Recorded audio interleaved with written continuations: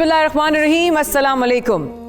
शाज़ेब और माया, आज संडे के दिन कैसे मुमकिन हुआ? कोई ख़ास दिन होगा, कोई ख़ास वजह होगी, कोई तो रीज़न होगा, क्योंकि हर रीज़न के पीछे एक बहुत बड़ी स्टोरी होती है और वो स्टोरी है आज 92 न्यूज़ की एनिवर्सरी की। Happy birthday 92 news. बिल्कुल, साथ जश्न मनाया जा रहा है, 7वीं जो सालगिरह है 92 न्यूज़ की वो मनाई जा रही है। लेकिन इसके साथ आज हम प्रोग्राम में ख़ास तौर पर आपको बहुत सारे लोगों से मुलाकात भी करवाएंगे, बहुत कुछ दिखाएंगे भी, साथ में ये भी दिखाएंगे कि जो खबर बनती है वो बनने के बाद किन मराहिल से गुजरती है और किन मराहिल से गुजरने के बाद आपकी स्क्रीन पर आ रही होती है। तो वो मराहिल दिखाने से पहले हम आपको ये बताएं कि बाखबर, बावसूख, बेबाक सहाफ़त और एतमाद का कामयाब सफ़र 92 न्यूज़ 7 बरस का हो चुका है। माशाल्लाह माशाल्लाह, आज पाकिस्तान के पहले HD+ चैनल 92 न्यूज़ की 7वीं सालगिरह का जश्न मनाया जा रहा है। 92 न्यूज़ पाकिस्तान के अवाम की अव्वलीन पसंद अब वाकई बन चुका है। जिस तरीके से हम बेबाक सहाफ़त करते देख रहे हैं 92 न्यूज़ को, 6 फरवरी 2015 ये वो तारीख है जिस दिन न्यूज़ की नशरियात का आगाज़ हुआ और फिर हर साल पाकिस्तानी सहाफ़त के उफ़क़ पर इस तरह रोशन से रोशन तर होता जा रहा है। माया, बिल्कुल ऐसा ही शाज़ेब, गैर जानिबदारी सहाफ़ती उसूलों पर मुकम्मल अमल करते हुए अवाम तक हर वक्त हर ख़ास व आम खबर पहुँचाने का सारा 92 न्यूज़ को ही तो जाता है। क्यों ना जाए, जदीद टेक्नोलॉजी है, हर टेक्नोलॉजी जो हमारे पास है तो हम आपको दिखाएंगे भी किस तरीके से 360 स्टूडियो जो कि मेरे ख्याल में पाकिस्तान में किसी के पास नहीं है सिवाय 92 न्यूज़ के। तो ये जो हम आपको खबरें पहुंचा रहे हैं ये इस 92 न्यूज़ तक जो खबरें पहुंच रही हैं इस स्टूडियो से पहुंच रही हैं। पाकिस्तान का मुस्बत चेहरा दिखाया जा रहा है। बिल्कुल 92 न्यूज़ की जानिब से कोई खास त्यौहार हो, कोई कौमी दिन हो, हर खबर सबसे पहले आपके पास पहुंचती है, स्क्रीन पर आती है, इंतहाई खूबसूरती से आती है, उसको पेश इसी खूबसूरती से किया जाता है क्योंकि बाखबर, बावसूख के अल्फाज सिर्फ अल्फाज नहीं है, ये मकसद है, ये पहचान है और ये जिम्मेदारी है जो जिम्मेदारी इस वक्त 92 न्यूज़ निभा रहा है हमारा और भरपूर अंदाज में पूरा कर रहा है। इसीलिए तो HD नहीं HD+ पर नशर होने वाला 92 न्यूज़ का प्रोग्राम भी हर प्रोग्राम अवाम में इंतहाई मकबूल है। तालीमी, सियासी, समाजी और खेल के मैदान से हर खबर बेहतरीन तज्ज़िये के साथ हर वक्त 92 न्यूज़ के प्रोग्राम्स के जरिए बिल्कुल पहुंच रही होती है और साथ में बड़ी खबरें ब्रेक करना ये 92 न्यूज़ के प्रोग्राम्स का खासा रहा है। नामवर मेज़बानों, सीनियर तज्ज़ियाकारों से सजे प्रोग्राम्स अवाम में इंतहाई मकबूल हो चुके हैं।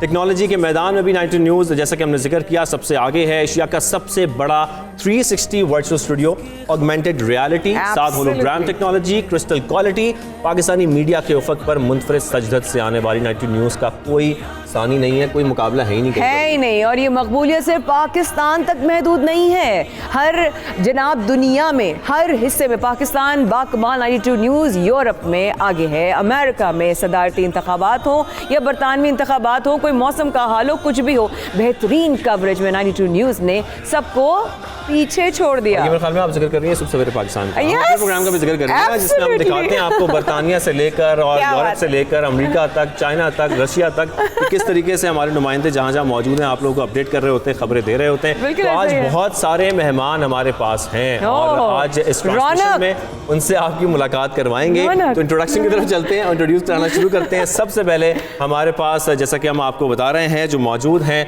वो है हारून रशीद साहब, सीनियर तज्ज़ियाकार हैं। साहब भी बैठे हुए हैं बिल्कुल। उनके साथ जो हमारे साथ तशरीफ फरमाए इरशाद आरिफ साहब हैं, सीनियर तज्ज़ियाकार भी हैं, साथ में आप उनको अक्सर मुख्तलिफ प्रोग्राम में तज्ज़िया करते हुए सुन रहे होते हैं, कॉलमिस्ट भी हैं। और उनके साथ तशरीफ फरमाए सादिया अफजाल साहिबा, सीनियर एंकर पर्सन हैं।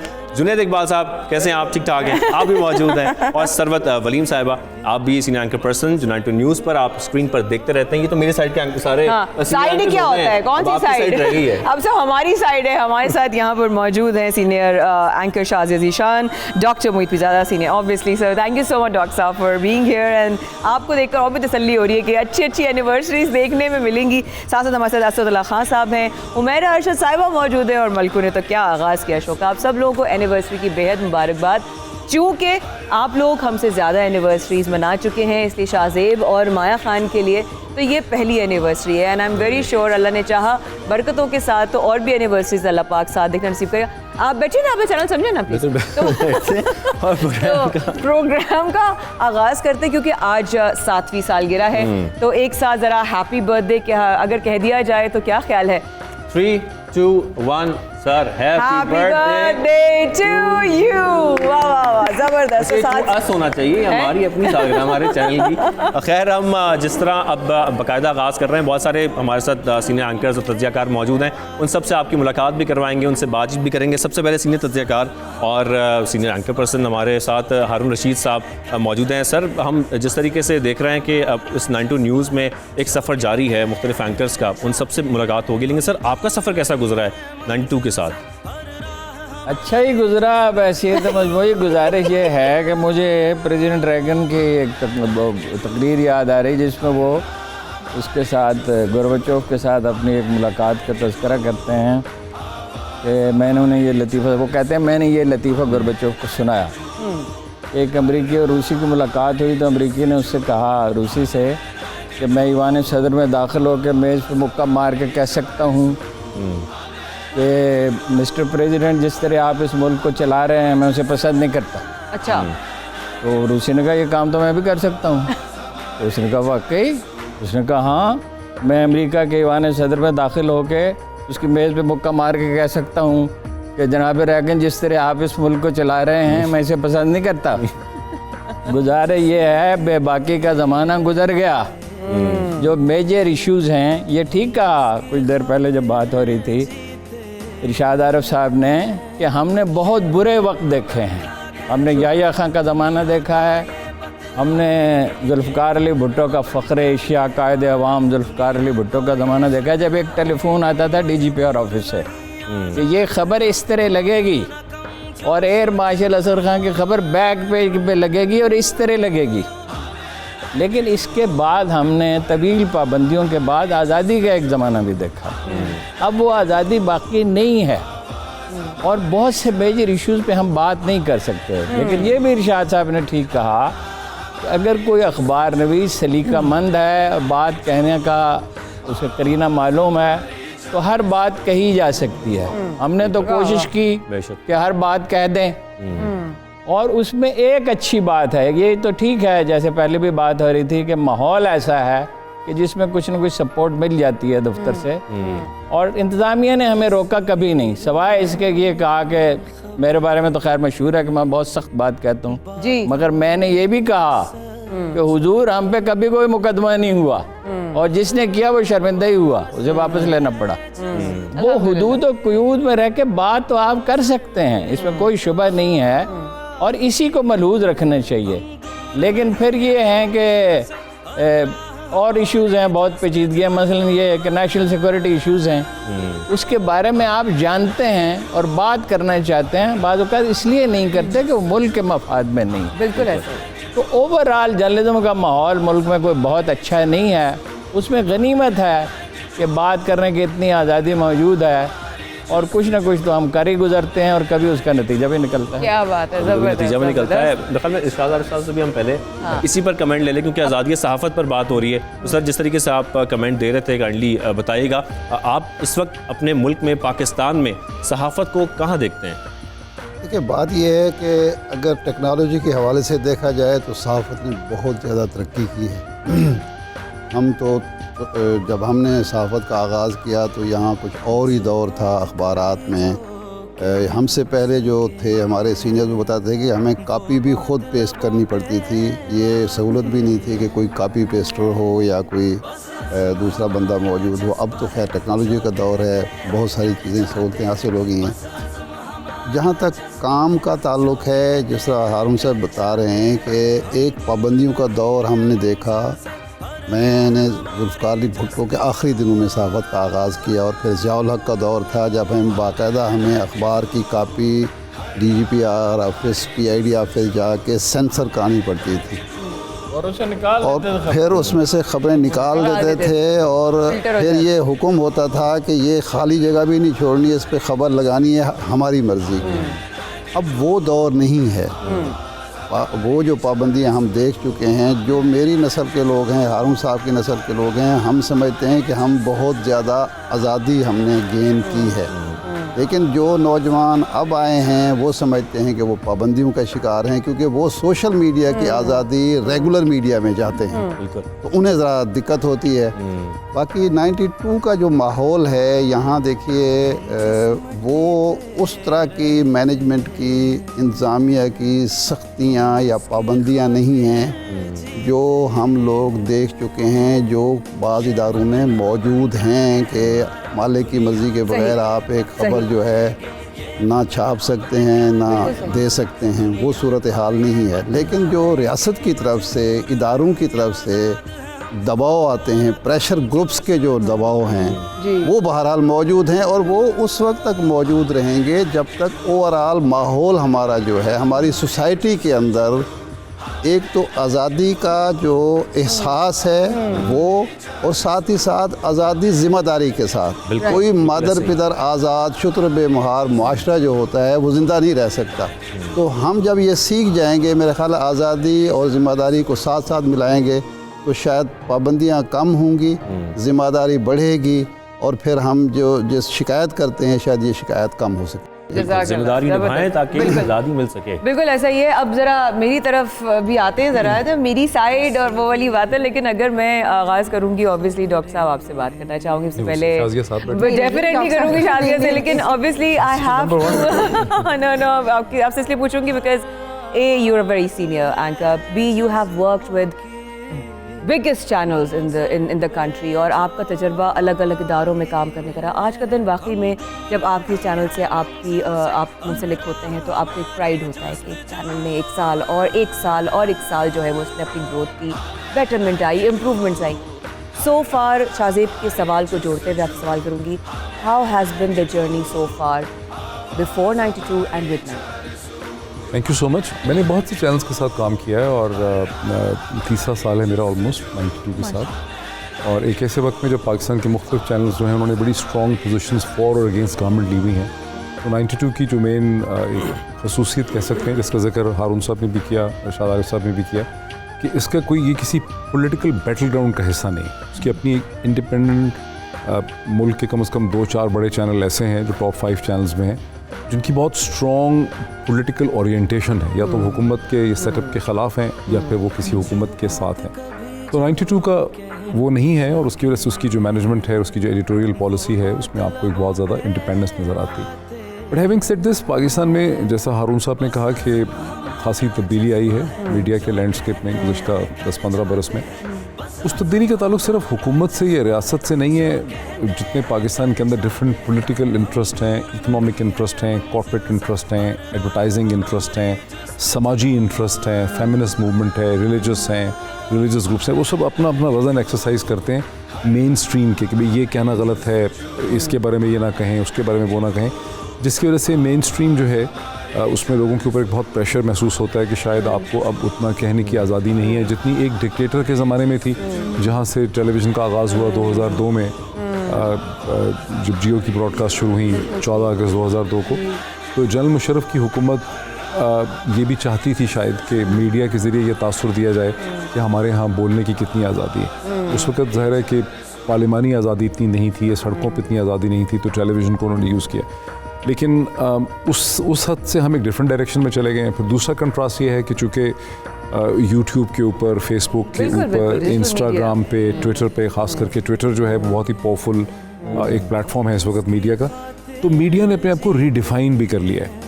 और उसके साथ साथ तमाम टेलीविज़न चैनल्स, 92 की भी प्रेजेंस है तमाम जगहों पे, तो मीडिया लैंडस्केप ही रीडिफ़ाइन हो गया। सो जब हम मीडिया को 1990s या 80s के लेंस के साथ या उन टर्म्स के साथ आप डिस्क्राइब नहीं कर सकते। इस वक्त 33 news and current affairs channels हैं, एंटरटेनमेंट और फॉरेन चैनल्स मिला लें तो पाकिस्तान के मेन स्ट्रीम में कम से कम 100 के करीब चैनल्स जो हैं वो अवेलेबल हैं। और इस वक्त सैकड़ों की तादाद में यूट्यूब चैनल्स हैं, बड़े पावरफुल ट्विटर हैंडल्स हैं। तो एक मीडिया ही रीडिफाइन हो गया। मतलब मीडिया को जो हम कहते हैं, हम ये नहीं कह सकते कि टेलीविज़न मीडिया है या रेडियो मीडिया है, अखबार है। एक ज़माने में सिर्फ अखबार था, फिर टेलीविज़न आ गया। तो इस वक्त मीडिया बड़ा कॉम्प्लेक्स और बहुत पेचीदा, बहुत एक ह्यूमंगस वर्ल्ड है। बिल्कुल, very well said and very well explained as well. बहुत शुक्रिया। हम अब चलेंगे सादिया अफजाल की तरफ, जिनसे मेरी पुरानी बड़ी अच्छी सलाम दुआ हमेशा से रही है। और जब मुझे पता चला बहुत सारे चेहरे ऐसे कि जुनैद भाई हैं, डॉक्टर साहब हैं, जितने भी लोग हैं ऐसे चेहरे जो इस इदारे से जुड़े हुए थे, तो उनमें आपका चेहरा भी अपनों वालों में से था माशाल्लाह से। ऐसा नहीं कि बकिया थी लेकिन बाकी भी अपने। तो आज का दिन ऑब्वियसली सादिया इतना आप लोगों के लिए इतना ख़ास है, कितना दिल के करीब है 92 न्यूज़, यहाँ पर काम करना, यहाँ पर जिस तरह आप अपना प्रोग्राम लेकर चलती हैं, उसमें कितनी आज़ादी है, कितना सपोर्ट है। प्लीज़। थैंक यू माया, सबसे पहले आपको और शाहजेब को खुशामदीद 92 में, क्योंकि आपसे मेरी यहाँ आने के बाद पहली मुलाकात हो रही है, और जुनैद को भी, क्योंकि जब से यहाँ आए तब से इनसे भी बात या मुलाकात नहीं हुई थी। और 92 की पूरी मैनेजमेंट को, तमाम स्टाफ को 92 न्यूज़ की सालगिरह बहुत बहुत मुबारक हो। 92 न्यूज़ में ऑब्वियसली 6 साल से ज़्यादा हो गए, और बिल्कुल दरमियान में मैं एक चैनल पे चंद महीनों के लिए गई थी, लेकिन वापस फिर यहीं आई। जिस तरीके से मैनेजमेंट के हवाले से अगर बात करें तो आप सब ने कहा कि जी सपोर्टिव है, हम बात कर सकते हैं। और सहाफ़त को लेके, उसकी आज़ादी को लेके बहुत सारे ऐसे इश्यूज़ होते हैं जो, जैसे अभी हारून साहब कह रहे थे कि टेकअप करना चाहते हैं बट आप नहीं कर सकते, बट इतनी आज़ादी ज़रूर है कि एटलीस्ट आप उस पर डिलिब्रेशन कर सकते हैं, आप डिस्कस कर सकते हैं, आप मैनेजमेंट से बात कर सकते हैं कि इसको किस जाविये से किया जा सकता है।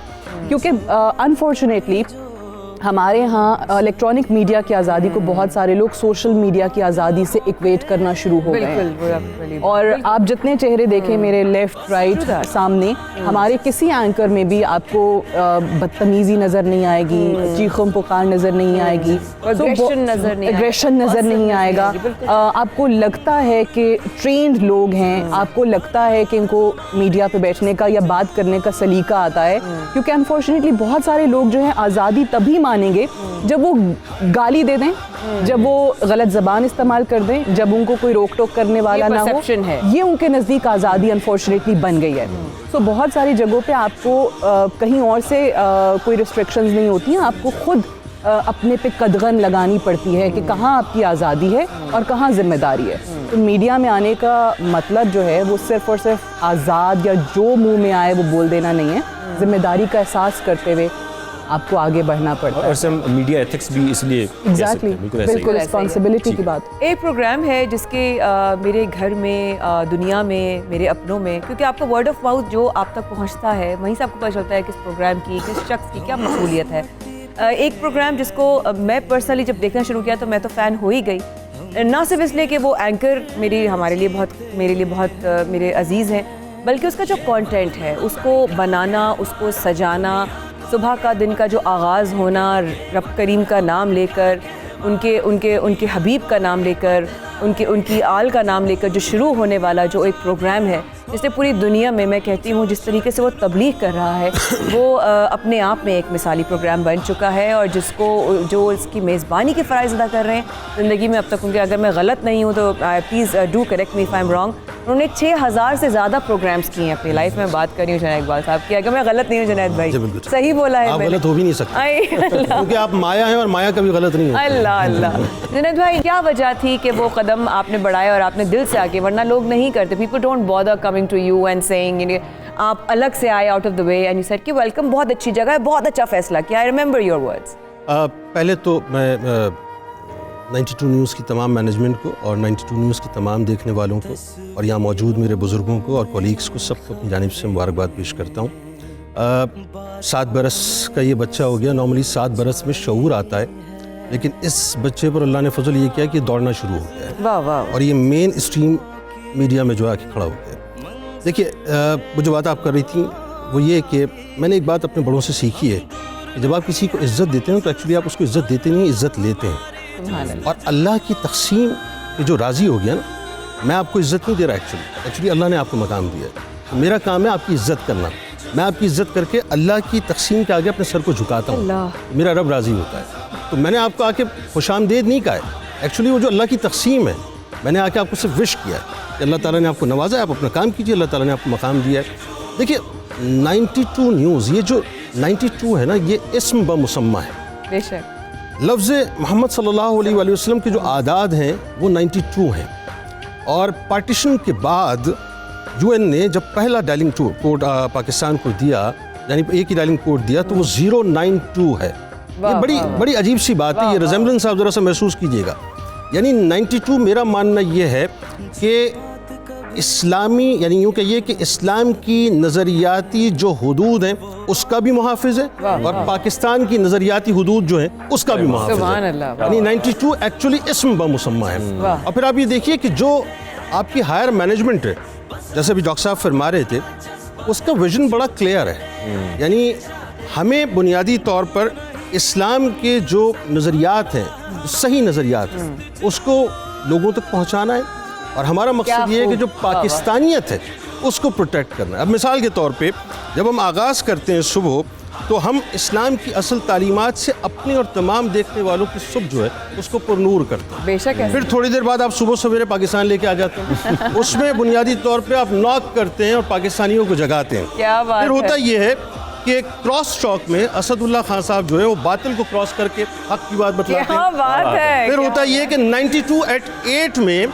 सादिया अफजाल के जरिए से हकाइक सामने आते सुभान अल्लाह भाई। हैं। उसके बाद मुकाबिल में हारून रशीद साहब और सरवत वलीम साहिबा जो हैं वो इस्लाम और पाकिस्तान मुखालिफ कुव्वतों के सामने डटे हुए नजर आते सुभान हैं। अल्लाह, सुभान उसके बाद अल्लाह। हार्ट टॉक में मोहित पीरजादा साहब जो हैं वो मुल्क को नुकसान पहुंचाने वालों से हार्ट टॉक मगर धीमे अंदाज में सुभान पिछले अल्लाह, गाने पे वाह, वाह, फरमाते हैं। वाह, वाह। इसके साथ साथ फिर नाइट एडिशन में शाजिया साहिबा जो है उनकी तरफ से एक आम आदमी के मसाइल के पर गुफ्तगू के ब्राइट एडिशन हमें नजर क्या आते हैं। बात है जी। और फैसल अब्बासी साहब जो है मुल्क में होने वाले गलत इकदामात पर हो क्या रहा है की सदाम ओ क्या सुभान अल्लाह। और आखिर सुभान में जो अल्लाह। लास्ट आवर होता है जिसमें यासिर साहब और राना अजीम साहब जो हैं वो बुनियादी तौर पर लास्ट आवर में पाकिस्तानियत के परचम को बुलंद करते हुए नजर आते हैं। वाह वाह वाह वाह। मेरा मानना ये है सुभान मैं वही आ अल्लाह, गया सुभान अल्लाह, कि सुभान अल्लाह। 92 जो है ना इस्म बमुसम्मा है कि वो इस्लाम की जो नजरियाती असास है उसको भी अल्लाह। प्रोटेक्ट कर रहा है और पाकिस्तान की जो नजरियाती असास है उसको भी प्रोटेक्ट कर रहा है। इसके बाद तो कोई बात बनती ही नहीं है। क्या हमारा बात करना खूबसूरत, बनता ही आप नहीं, हम बनता break ही पे नहीं है। जाते हैं। बिल्कुल जाते हैं क्योंकि रजब का पाक महीना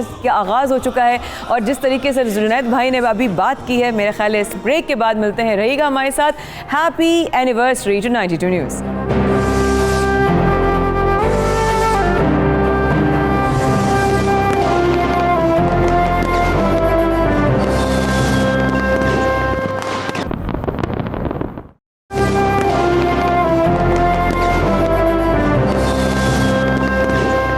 तो एक बार फिर हमारे साथ रहने का बेहद शुक्रिया। आज हम 7वीं सालगिरह मना रहे हैं और वही कहूँगी कि शाज़ेब और हम सब लोग जो आज हम 7 साल के हो गए हैं, तो आज 92 न्यूज़ HD+ का जो है वो 7वां जो है वो जश्न मनाया जा रहा है। जश्न मनाया जा रहा है और और बहुत सारे एंकर्स हैं जिनसे भी बातें करना बहुत बाकी है। सारे एंकर्स हैं और मुझे भी बात करनी है इसलिए क्योंकि इनके जो फैंस हैं वो मेरे अपने घर में हैं और इनके जो अंदाज़ है वो सब कहते हैं, हमारी भाभी के अल्फाज हैं कि जनाब आप बहुत जमकर बात करती हैं, आपकी बात बड़ी दिल पर जाके लगती है और आपके बोलने का अंदाज़ उनको बड़ा पसंद है। हमारे साथ शाजिया ज़ीशान सफ़र 92 न्यूज़ के साथ लगाओ आज़ादी, आज के दिन की क्या फीलिंग्स हैं? 92 न्यूज़ 7 साल का आज हुआ। मेरा भी सफ़र 92 न्यूज़ के साथ 7 क्या साल बात का है, ही है। क्या दिसंबर बात। 2014 में मैंने ज्वाइन किया था, वाह। इसलिए इस चैनल के साथ मेरी भी आज क्या जा रहा है। आपको अब आपको भी जश्न मुबारक हाँ हो। बिल्कुल, सबको 92 न्यूज़ के पूरे स्टाफ को, मैनेजमेंट को, पूरे इदारे को आज ये 7वीं सालगिरह मुबारक हो। और रही बात इंतज़ामिया की, मैनेजमेंट की, बहुत सपोर्टिव, बहुत साथ देने वाले, कभी कोई प्रेशर नहीं, कभी ये नहीं करना वो नहीं करना। हाँ, आज़ादी जो हम सब लोग बात कर रहे थे कि मैं पर्सनली इस चीज़ पे बिलीव करती हूँ, वो आज़ादी हमें नहीं चाहिए और नहीं होनी चाहिए जिससे कोई हर्ट हो, क्या बात। कोई इदारा हर्ट हो, किसी को नुकसान हो।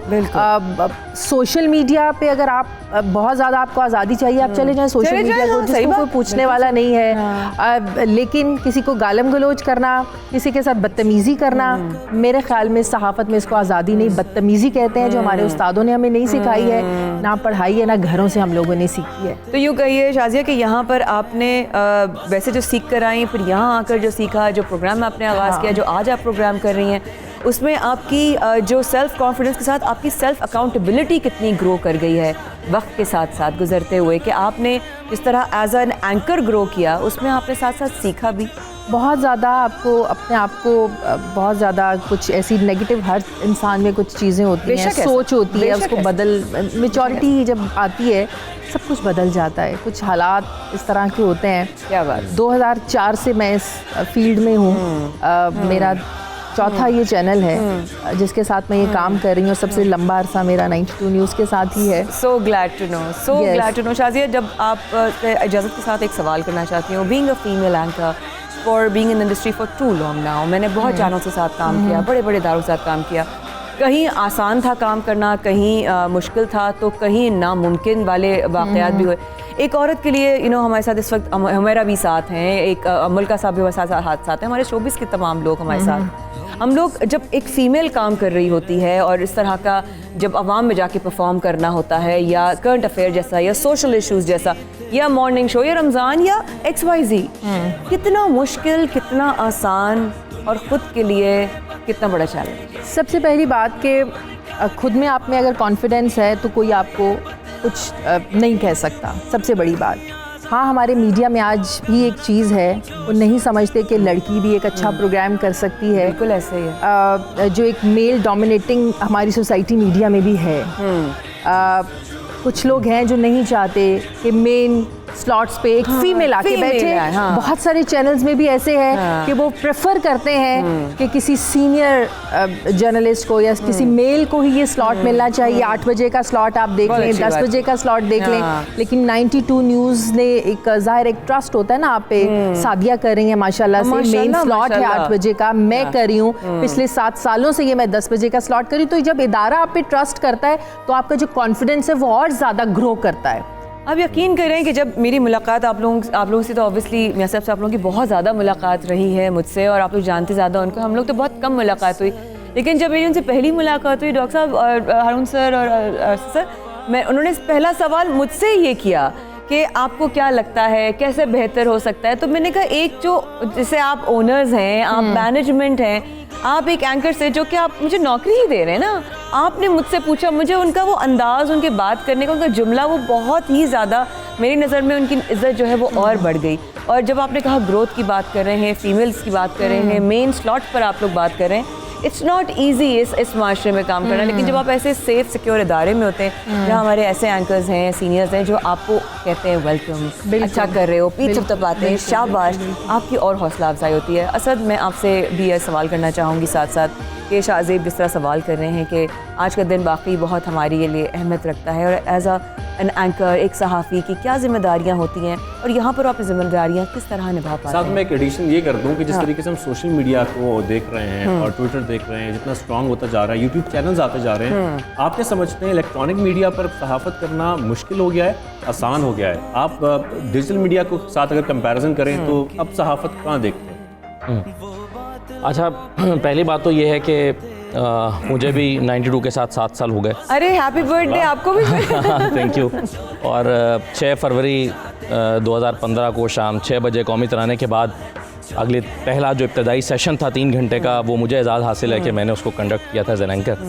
तो 7 साल का ये सफ़र जो है वो बहुत अच्छा, दिलचस्प, और जैसे अभी शाहजे ने भी कहा कि जाहिर है आप जब वक्त आपको वैसे ही सिखाता है, आप जहाँ पर भी होते हैं, जिस भी ऑर्गेनाइजेशन के साथ काम करते हैं, हर गुजरता दिन आपको सिखा रहा होता है। तो 92 में भी जाहिर है इस तरह की अपॉर्चुनिटीज़ रहीं, और मेरा जो फॉर्मेट है वो इस तरह का है कि मेरा कोई ख़ास फॉर्मेट नहीं रहा पिछले 7 साल में। माशाल्लाह। यानी मैं आउटडोर्स भी करता हूँ, मैं टॉक शोज़ भी करता हूँ, मैं गेस्ट के साथ भी करता हूँ, मैं एनालिस्ट के साथ भी करता हूँ, मैंने शाहद आरिफ साहब के साथ भी प्रोग्राम किया।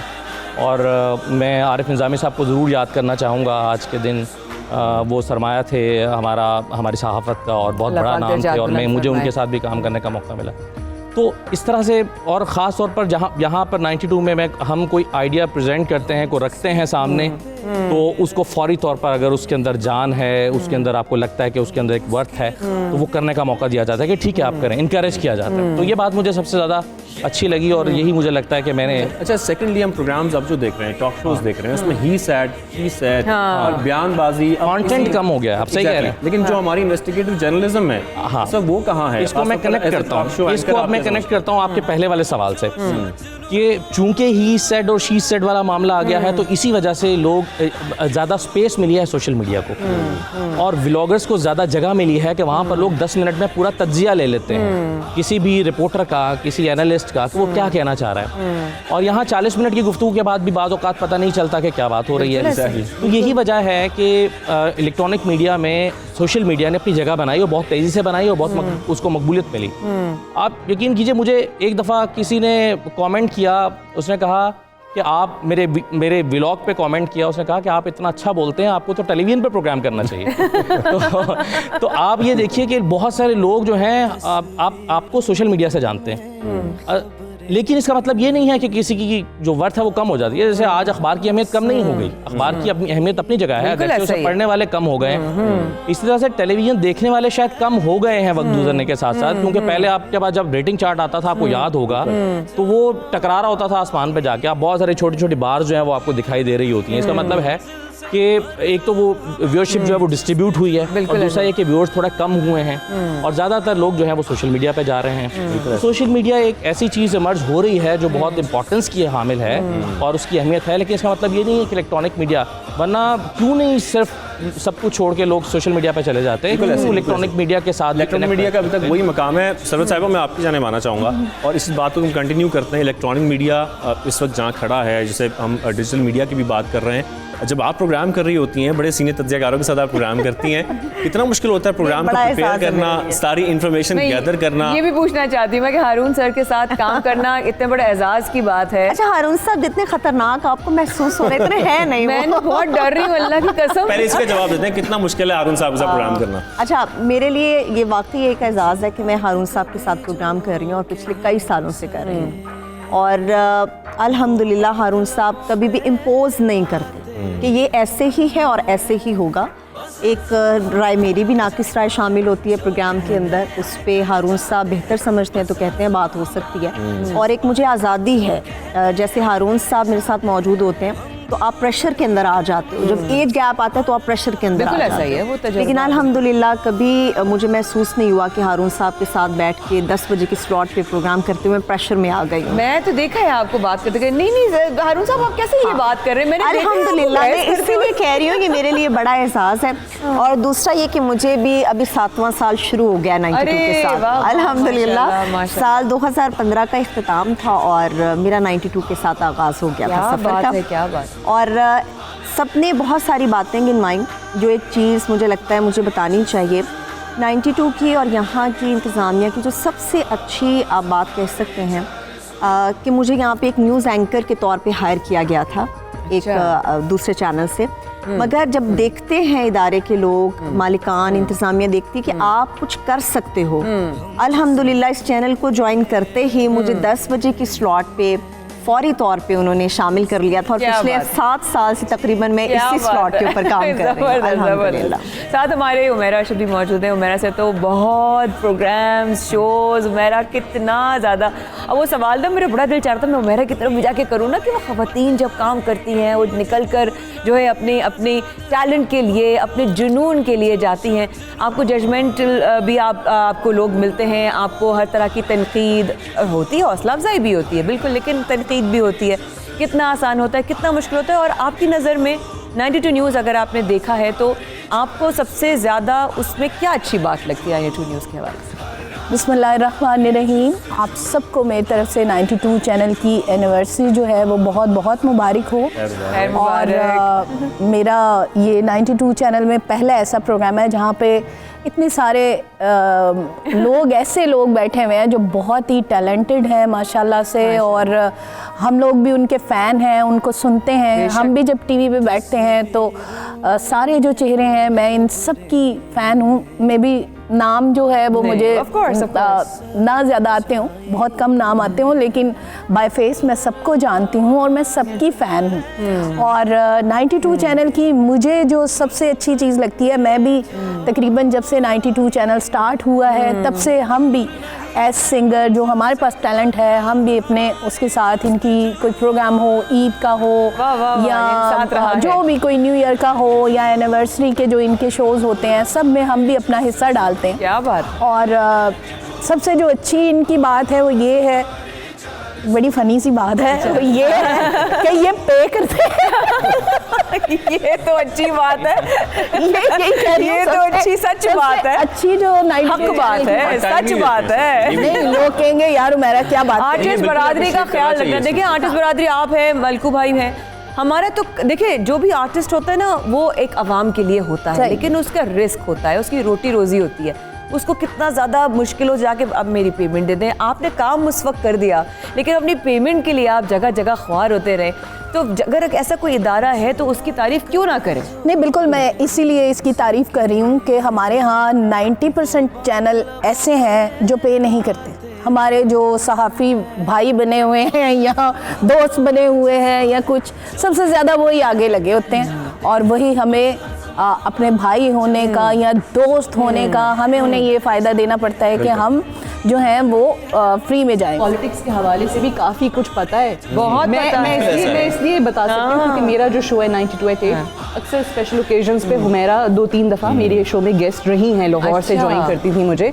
तो ये मत समझिए कि सिर्फ सिंगिंग की हद तक। नहीं, माशाल्लाह। नहीं भी, अब तो पाकिस्तान का हर बंदा जो है वो माशाल्लाह से आप सारे लोगों ने इतनी अवेयरनेस दे दी है हम सब लोगों को, हमारे पाकिस्तान को, कि अब हर बंदा जो है वो सियासत में दिलचस्पी रखता है और उसको नॉलेज है। हाँ, जब ये सुबह नूर में देखती हूँ तो मैं ना शो जब मेकअप कर रही होती हूँ और मैं सुबह नूर देख रही होती हूँ, और जब मैं मतलब ऑफ डे होता तब भी मैं सुबह नूर देख रही हूँ, क्योंकि वो प्रोग्राम नॉलेज में मेरी इजाफा करता है।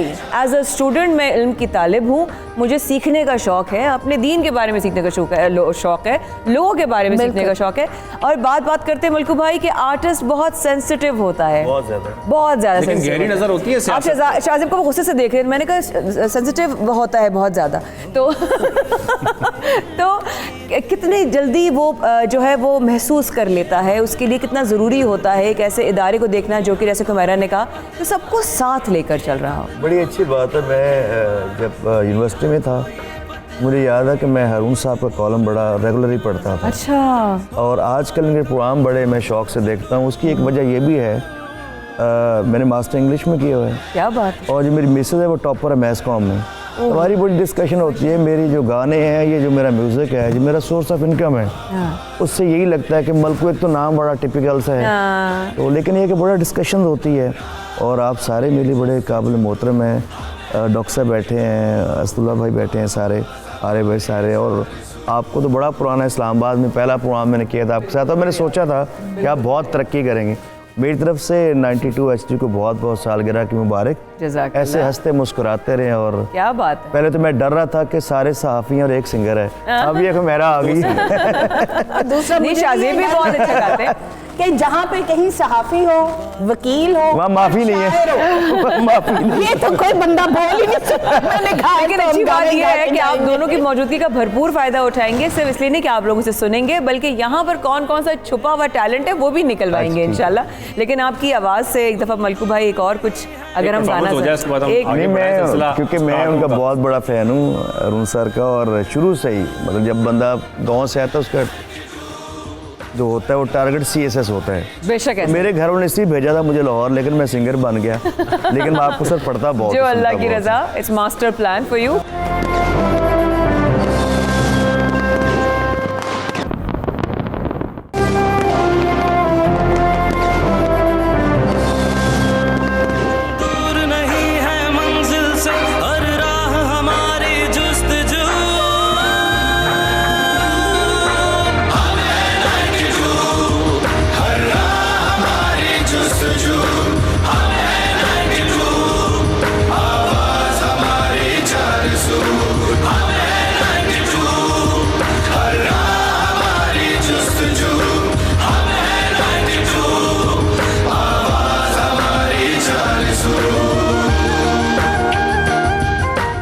बहुत सारी बातें हो रही हैं, जश्न भी जारी है। क्या ज़िंदगी में रहा, कैसे काम किया, कैसे शोज़ करते हैं, गेस्ट कैसे आते हैं, तजर्बा कितना रहा है अलग अलग इदारों में काम करने का, और 92 के साथ ये कैसा सफ़र जा रहा है। बहुत सारी बातें हो रही हैं, लेकिन ये तमाम वो लोग हैं जो आपको स्क्रीन पर नज़र आते हैं। वो तमाम लोग, वो तमाम चेहरे, वो तमाम क़ुव्वतें, वो तमाम ताकतें, वो तमाम मेहनतें जो कैमरे के पीछे होती हैं, वो तमाम टीम्स जो दरअसल हमारी बैकबोन होती हैं, वो तमाम रिसर्चर्स, वो तमाम कॉन्टेंट, वो तमाम engineers, वो तमाम graphic designers, everyone, each and every person is so much involved in every show। ये बनाते हैं 92 को कामयाब। आइए दिखाते हैं कि शोज़ या खबर बनती कैसे। आ गए आप लोग?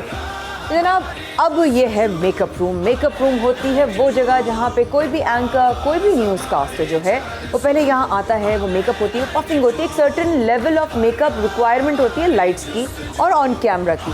यहाँ से एंकर या यहाँ से जो भी आर्टिस्ट होता है वो जाता है रेडी होकर फ्लोर। अब हो रही है टाइम, जल्दी जल्दी निकलते हैं और आपको दिखाते हैं क्या क्या हो रहा होता है, कैसे कोई प्रोग्राम बनता है, कैसे जो है तैयारी होती है, टेक्निकली क्या क्या होता है, टाइम कितना कम होता है। और जनाब एक बात सोचने वाली ये है कि आज हम आपको 92 न्यूज़ का तमाम टीम से मिलवाएंगे और इन सबसे पहले इनसे मिलवाएंगे।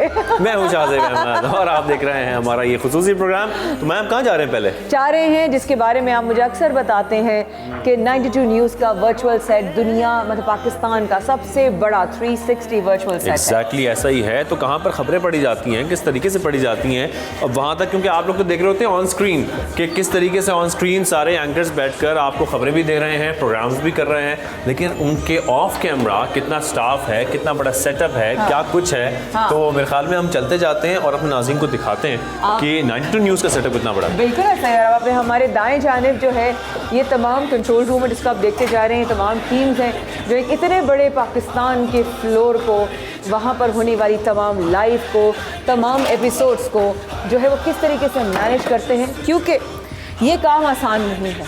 इसलिए आपको दिखाने का मकसद है कि टीम्स किस तरह लगी होती हैं। सारे हम लोग एंकर्स जो होते हैं हम तो फेस होते हैं, हम जो कामयाब होता है कोई भी प्रोग्राम उसका एक रीज़न है और वो टीम्स। दाखिल हो रहे हैं माया सबसे बड़े स्टूडियो में। थोड़ी सी खामोशी कर लें क्योंकि यहाँ पर खबरें हो रही होती हैं या होने वाली हैं, लेकिन हम इस वक्त जहाँ आए हैं यहाँ पर आपको हम दिखाएंगे क्योंकि हम जिक्र करते हैं बेहतरीन टेक्नोलॉजी का और पाकिस्तान का सबसे बेहतरीन जो 360 स्टूडियो है 92 न्यूज़ का, इस वक्त वो हमारे चारों तरफ आप लोग देख सकते हैं। अस्सलाम वालेकुम, ये है जनाब सबसे बड़ा पाकिस्तान का वर्चुअल सेट। और शाहज़ेब और मैं तो खो गए थे क्योंकि याद रखिएगा जिस तरह आप देख रहे हैं तमाम एंकर से मिल रहे हैं, वो नशस्त अभी जारी है, वो महफिल अभी जारी है और बहुत सारी बातें भी अभी जारी हैं। हम एक ऐसे 360 चक्कर ही लगा लेते हैं ताकि हमें आइडिया हो जाए कि हमारे पास जो स्पेस है, जैसे कि होलोग्राम टेक्नोलॉजी का जिक्र किया जाता है और क्रिस्टल क्लियर जो हमारी स्क्रीन आती है माया, इसलिए तो हम सब एंकर्स पे अच्छे लग रहे होते हैं। अरे ऐसे प्यारे प्यारे लग रहे होते हैं सारे न्यूज़ एंकर्स, मैं तो देख रही होती हूँ क्या चमक रहे होते हैं। और जब मुझे पता चला ये सारा वर्चुअल सेट पर हो रहा है तो मैं इतनी ज़्यादा लालची हो गई। मैं शाहज़ेब हम कब जाके करेंगे, और आज हम कर रहे हैं सेलिब्रेशन क्योंकि आज एनिवर्सरी तो है। हम आपकी बहुत सारे लोगों से मुलाकात कराएंगे। सबसे पहले आप लोग ये देखिए जिस तरीके से यहाँ पर जिप्स इस्तेमाल की जाती हैं, कैमरा इस्तेमाल किए जाते हैं। आप लोग लाइट्स देख रहे हैं और they are not normal lights, ये एक ख़ास टेम्परेचर पर इनको कंट्रोल किया जाता है। यहाँ पर मार्किंग्स की जाती हैं, हर चीज़ आपको चारों तरफ ग्रीन में होगी क्योंकि वो ग्रीन पर जो है कट होते हैं ग्राफिक्स। अब आप ये आएंगे, ये जिप है, अस्सलाम वालेकुम सर, ये हमारे बहुत मोहतरम, हमारे बहुत सीनियर यहाँ पर हमारे जिप ऑपरेटर है। ये स्क्रीन आप देख रहे हैं, ये वो फ्रेम है जिस पर आप अक्सर न्यूज़ में देखते होंगे, जैसे फ्रेम खुलता है और इतने छोटे छोटे एंकर्स लग रहे होते हैं और फिर जो उनका वो ऊपर फ्रेम जाता है और फिर जो है वो टिल डाउन होता है। और यही स्क्रीन जब हम लेके आते हैं कि असल में एंकर्स बैठे कहाँ पर हैं, खबरें कहाँ पर पढ़ रहे हैं, तो उनके पास चलते हैं, उनसे चलकर बात भी करते हैं। ये है वो स्क्रीन जहाँ पर हमारे तीनों एंकर्स जो कि ड्यूटी निभा रहे हैं। और क्योंकि आप लोग हमारे चैनल पर एतमाद करते हैं, पूरा काम किया जाता है ऑफ कैमरा और यहाँ तक खबरें पहुँचती हैं, और ये वो लोग हैं जो आप तक खबरें पहुँचाते हैं। तो इनसे बात कर लेते हैं माया पहले। बिल्कुल कर लेते हैं। सबसे पहले हमारे साथ न्यूज़ एंकर तनसीर जैदी साहब मौजूद हैं। कैसे हैं आप? ठीक ठाक हैं? शाहज़ेब बिल्कुल ठीक ठाक, आप सुनाइए? अल्हम्दुलिल्लाह सर। आप 92 न्यूज़ में काम करते हुए आपने को क्या लगता है कि आपने डिफरेंट चैनल्स में काम किया है, 92 के स्टूडियोज़ टेक्नोलॉजी कितनी मुख्तलिफ है?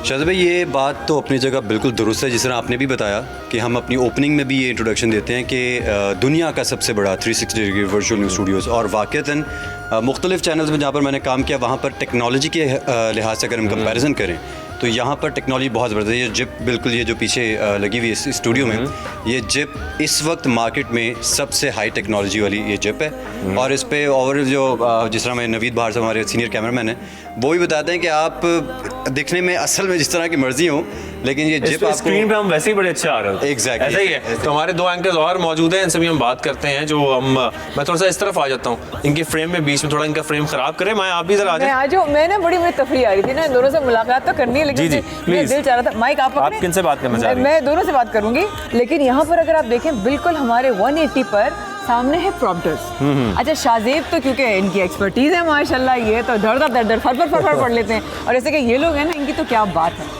लेकिन अगर आप एक नज़र दिखाएं कि जो पीछे जो है वो प्रॉम्प्टर लगा हुआ है और कोई भी जो न्यूज़ की खबर है ये लोग कैसे पढ़ते हैं, ये तो बाद में बताऊंगी मैं आपको।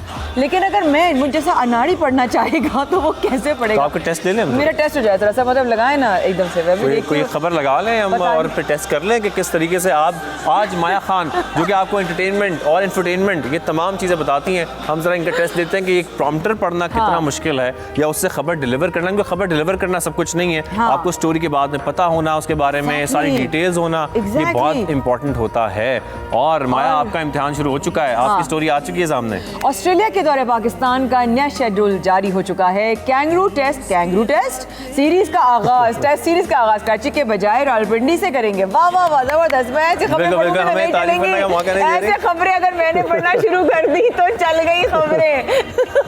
बहुत अच्छा कवर किया है ये हमारे यहाँ कवर करना सबसे जो है वो दिलचस्प होता है। अच्छा कि किस तरीके से कितनी मुश्किलात आती हैं जब आप लोग यहाँ बैठे होते हैं। वैसे तो खैर हमारे स्टूडियोज़ सारी टेक्नोलॉजी तो बहुत अच्छी है, लेकिन इसके बावजूद एंकर के ऊपर बड़ी जिम्मेदारी होती है। जब न्यूज़ सारी आ रही होती हैं, मुस्तकिल न्यूज़ आ रही होती हैं, डिफरेंट स्टोरीज होती हैं एक बुलेटिन के अंदर, कैसे मैनेज करते हैं? बिल्कुल ऐसे ही है। न्यूज़ एंकर को हर फन मौला कहा जाता है, क्योंकि वो कोई भी न्यूज़ होगी, वो मेडिकल से रिलेटेड होगी, वो सिक्योरिटी से रिलेटेड होगी, वो रेस्क्यू से रिलेटेड होगी या वो पॉलिटिकल होगी, तो उसका नॉलेज होना उसके पास ज़रूरी है। इसलिए तमाम फील्ड्स का नॉलेज अगर एक जगह इकट्ठा किया जाए तो वो एंकर्स के अंदर मौजूद होता है, अगर उसने स्क्रीन पर बैठना है। और क्योंकि जर्नलिज्म वो चीज़ें हैं जो लोगों को बताती हैं, रहन सहन का तरीका या वो जो रहन सहन के तरीके के लिए उनके लिए जानना ज़रूरी है या ओपिनियन बनाने के लिए जो चीज़ जानना ज़रूरी है, तो वो यहाँ से बैठकर और खबर की क्रेडिबिलिटी बहुत ज़रूरी है, जिसकी वजह से लोग एतमाद करते हैं 92 न्यूज़ पे। आप मुझे बताएं, आप मुझे ज़रा ये बताएं कि कभी ऑनलाइन खबरें पढ़ते हुए हंसी आई हो किसी बात पे और आपको बड़ी मुश्किल से कंट्रोल करनी पड़ी हो? बहुत बार ऐसा हुआ है। समटाइम्स साथी एंकर अगर कर देते हैं ना तो फिर ज़्यादा हंसी आ रही होती है और फिर तब कंट्रोल करना बहुत मुश्किल होता है, लेकिन through the passage of time, लेकिन इतनी अब आदत हो चुकी है कि हम सीरियस ही रहते हैं और बहुत ज़्यादा इतनी एक्सपर्टीज हो चुकी है अल्हम्दुलिल्लाह। जी माया, क्या पूछना चाह रही हैं? मैं पूछना चाह रही हूँ कि वो सवाल था ना, वो एक्चुअली एक जेनरिक सवाल नहीं था, ये पर्सनल जो एक्सपीरियंसेस होते हैं ना, इस तरह के सवाल थे। एक दफा मुझे एक्सपीरियंस लोगों की तो एक्सपीरियंस होते हैं, कैसी बातें कर रही हैं सही बात है, आप लोग सीनियर, मैं तो छोटी सी बच्ची हूँ, मुझे क्या पता। सोने में एक सवाल आया जहन में, बड़े मजेदार किस्म का। अच्छा, एक दफ़ा शाहजेब मुझे बता रहा था कि एक दफ़ा क्या हुआ, मेकअप आर्टिस्ट नहीं आया, ठीक है, और मैं भी थोड़ा सा लेट हो गया था, हो जाता है कभी कभी लेट, रोज़ आप खबरें पढ़े होते हैं। तो वो ना क्या हुआ कि जैसे मैं पहुंचा तो ना मेरे बाल बने हुए थे ना मेरा मेकअप। अच्छा, बाल बने, पहला ब्रेक आया, उसने आके बाल बनाए, फिर उसके बाद जैसे ही वो दूसरा ब्रेक आया उसने आके मेरी पफिंग की, जब वो तीसरा ब्रेक आया तो जब तक मेरा पूरा मेकअप हो चुका था, मैंने कहा अब खबरें खत्म हुई तुम पूरे तैयार थे जाने के लिए। इस तरह की चीज़ें होती है लाइव मीडिया में, बिल्कुल ऐसा ही है। तो आपके साथ कभी ऐसा वाकया हुआ हो कि आधी सोई आधी जागी हुई हो? नहीं, ऐसा कभी हुआ नहीं है वैसे, लेकिन क्योंकि हम खुद भी कर लेती हैं, हम खवातीन को तो मेकअप करना खुद आता ही है, तो बालों का कुछ होता है कि स्टाइलिंग के लिए हम उन पे डिपेंड करते हैं ज़्यादा मेकअप आर्टिस्ट पे, लेकिन मेकअप जो है वो हम खुद कर लेती हैं खवातीन, और फिर हम कभी भी स्क्रीन के साथ कॉम्प्रोमाइज़ नहीं करते, हमें रेडी होकर ही ऑन एयर होना होता है। और राइट, कभी आप दोनों का जो है, अगर दोनों से पूछूं कि कोई ऐसा मज़ेदार वाकया जो लोगों को बताना चाहें कि यार ऐसा हुआ था, और हमारे तो रोज़ होता है, मेरा शाहजेब को तो रोज़ होते हैं वाकयात तो बहुत सारे होते हैं, लेकिन कोशिश ये होती है जब ऑन एयर होते हैं, क्योंकि शाहजेब आप भी रहे हैं इस फील्ड के अंदर, तो कम गलती जाए, क्योंकि लाइव मीडियम है और कुछ ऐसे वाकयात होते हैं जो हम बता नहीं सकते। समटाइम्स ऐसा होता है माइक ऑन रह जाता है, जैसे हमारे कोलीग हैं, उन्होंने कहना था कि अपना नाम के साथ मैं हूँ कहना था, तो उन्होंने कहा हम हैं, ठीक है, और पीछे से फिर प्रोड्यूसर की आवाज़ आती है बड़ा शाही बुलेटिन चल रहा है यार, बड़े ख़ानदानी लोग हैं, इरशाद फरमाइएगा।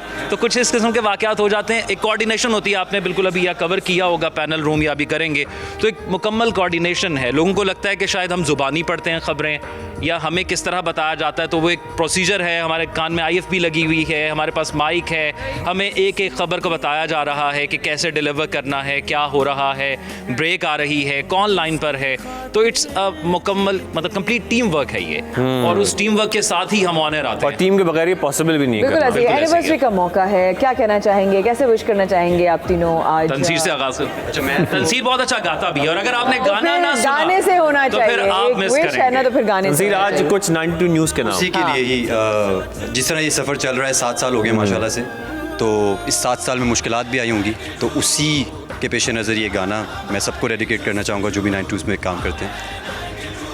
राह पे कांटे बिखरे अगर उस पे तो फिर भी चलना ही है,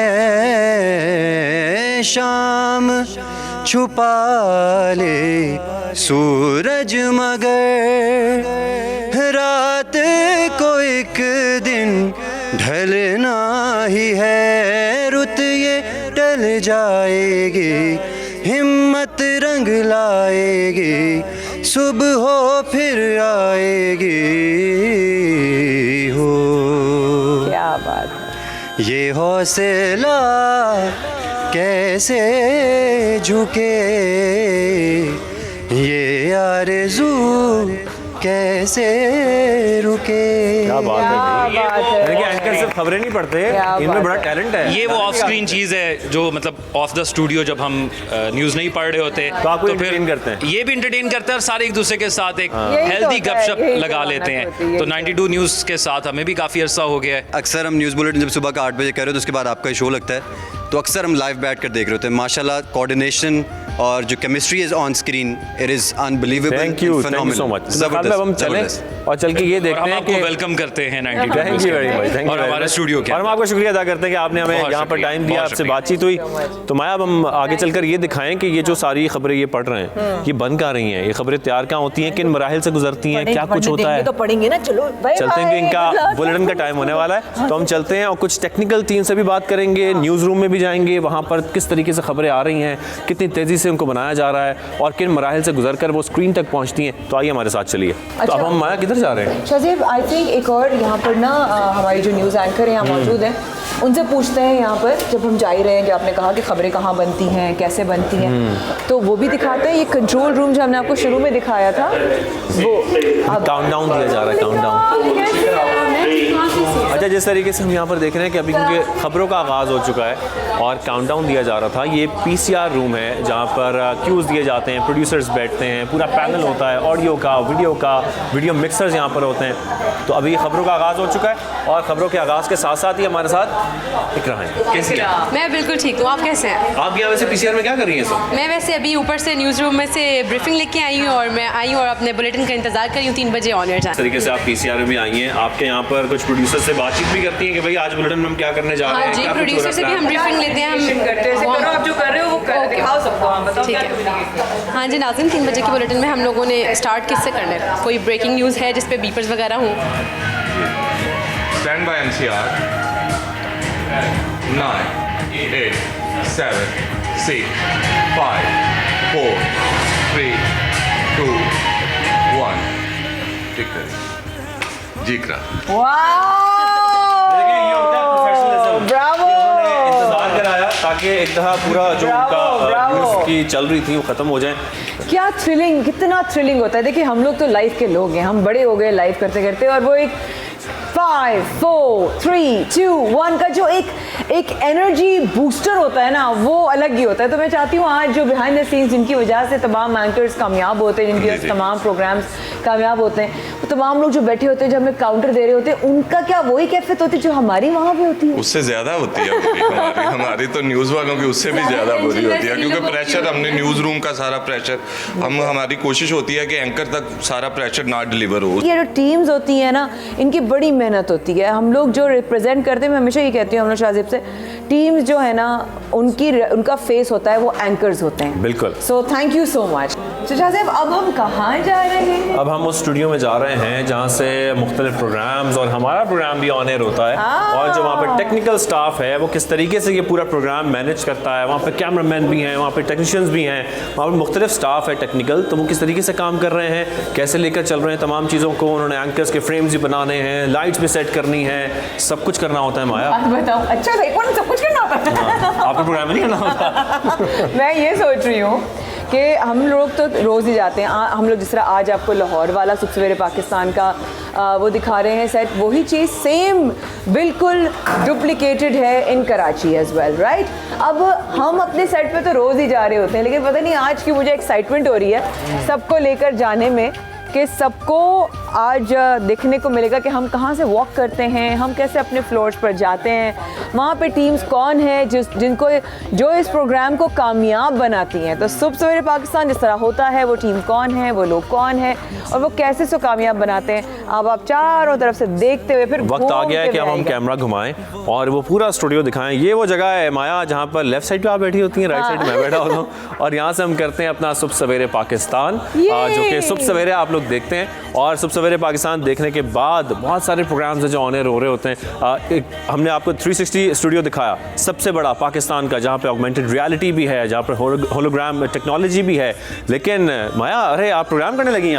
अस्सलाम वालेकुम, मैं हूँ माया खान और मैं हूँ शाज़ेब अहमद और आप देख रहे हैं सुबह सवेरे पाकिस्तान। ये प्रोग्राम ठीक नहीं है, आप लेकर आए।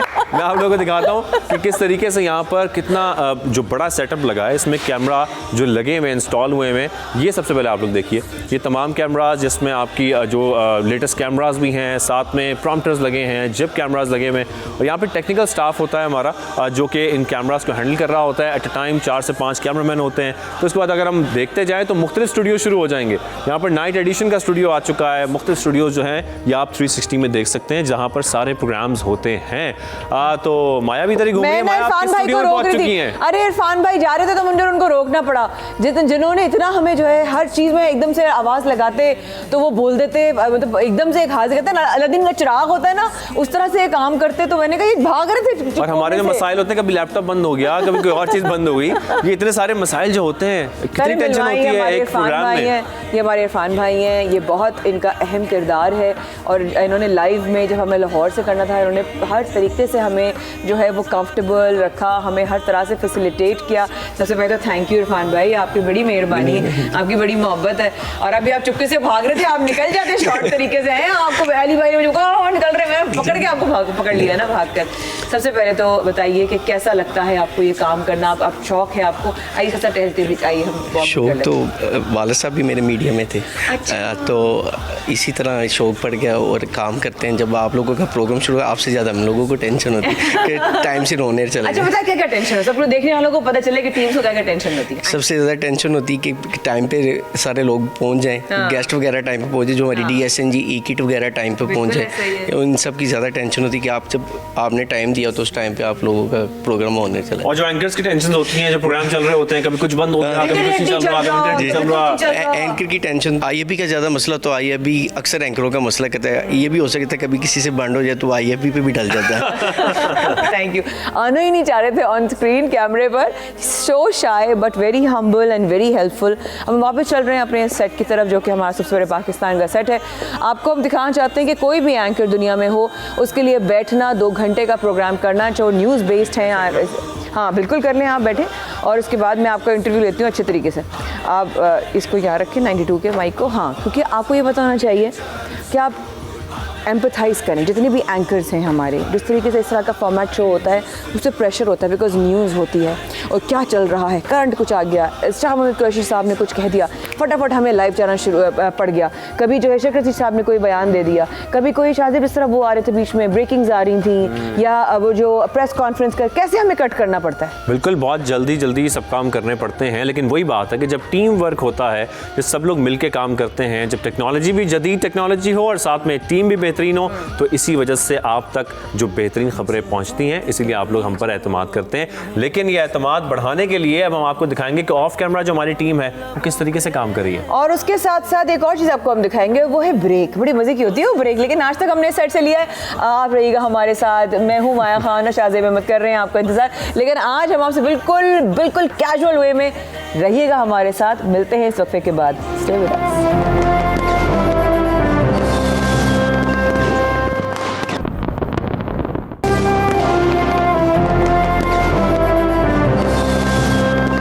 कैसा लग रहा है आपको 92 आकर? मुझे बहुत अच्छा लग रहा है और ये celebration Shazeb seriously because you have been from news desk, और क्या प्रेशर्स होते हैं, कितने डेस्क होते हैं, कौन ब्यूटीफुल प्लेस। इसके थ्रिल ही कुछ और है, इसकी फील ही कुछ और है। It's just keeps you on your toes वाला एक स्पॉट है, जैसा कि हम लोग लाइव करते हैं, बट जब आप न्यूज़ करते होंगे। और जो बेसिकली ये तमाम न्यूज़ रूम्स आपको दिखा रहे हैं, हर बंदा किसी एक शख्स को, इंसान को, या कोई एक खोपड़ी भी हमारी तरफ नहीं मुड़ी because they are too busy making sure कि जो ऑन एयर न्यूज़ जानी है अप्रोप्रिएट और परफेक्ट। और इनके बारे में यही कहा जाता है कि इनको सर खुजाने का भी वक्त नहीं मिलता और वो देखा जा सकता है, ज़्यादा ज़ोर से भी नहीं बोल सकते और डिस्टर्ब होंगे। मॉनिटरिंग भी की जा रही है, खबरें भी बन रही हैं, साथ में साथ चेक भी किया जा रहा है, खबरें रिसीव भी हो रही हैं। कैसे हैं आप? ठीक ठाक हैं? अस्सलाम वालेकुम। तो भी ठीक है आपकी।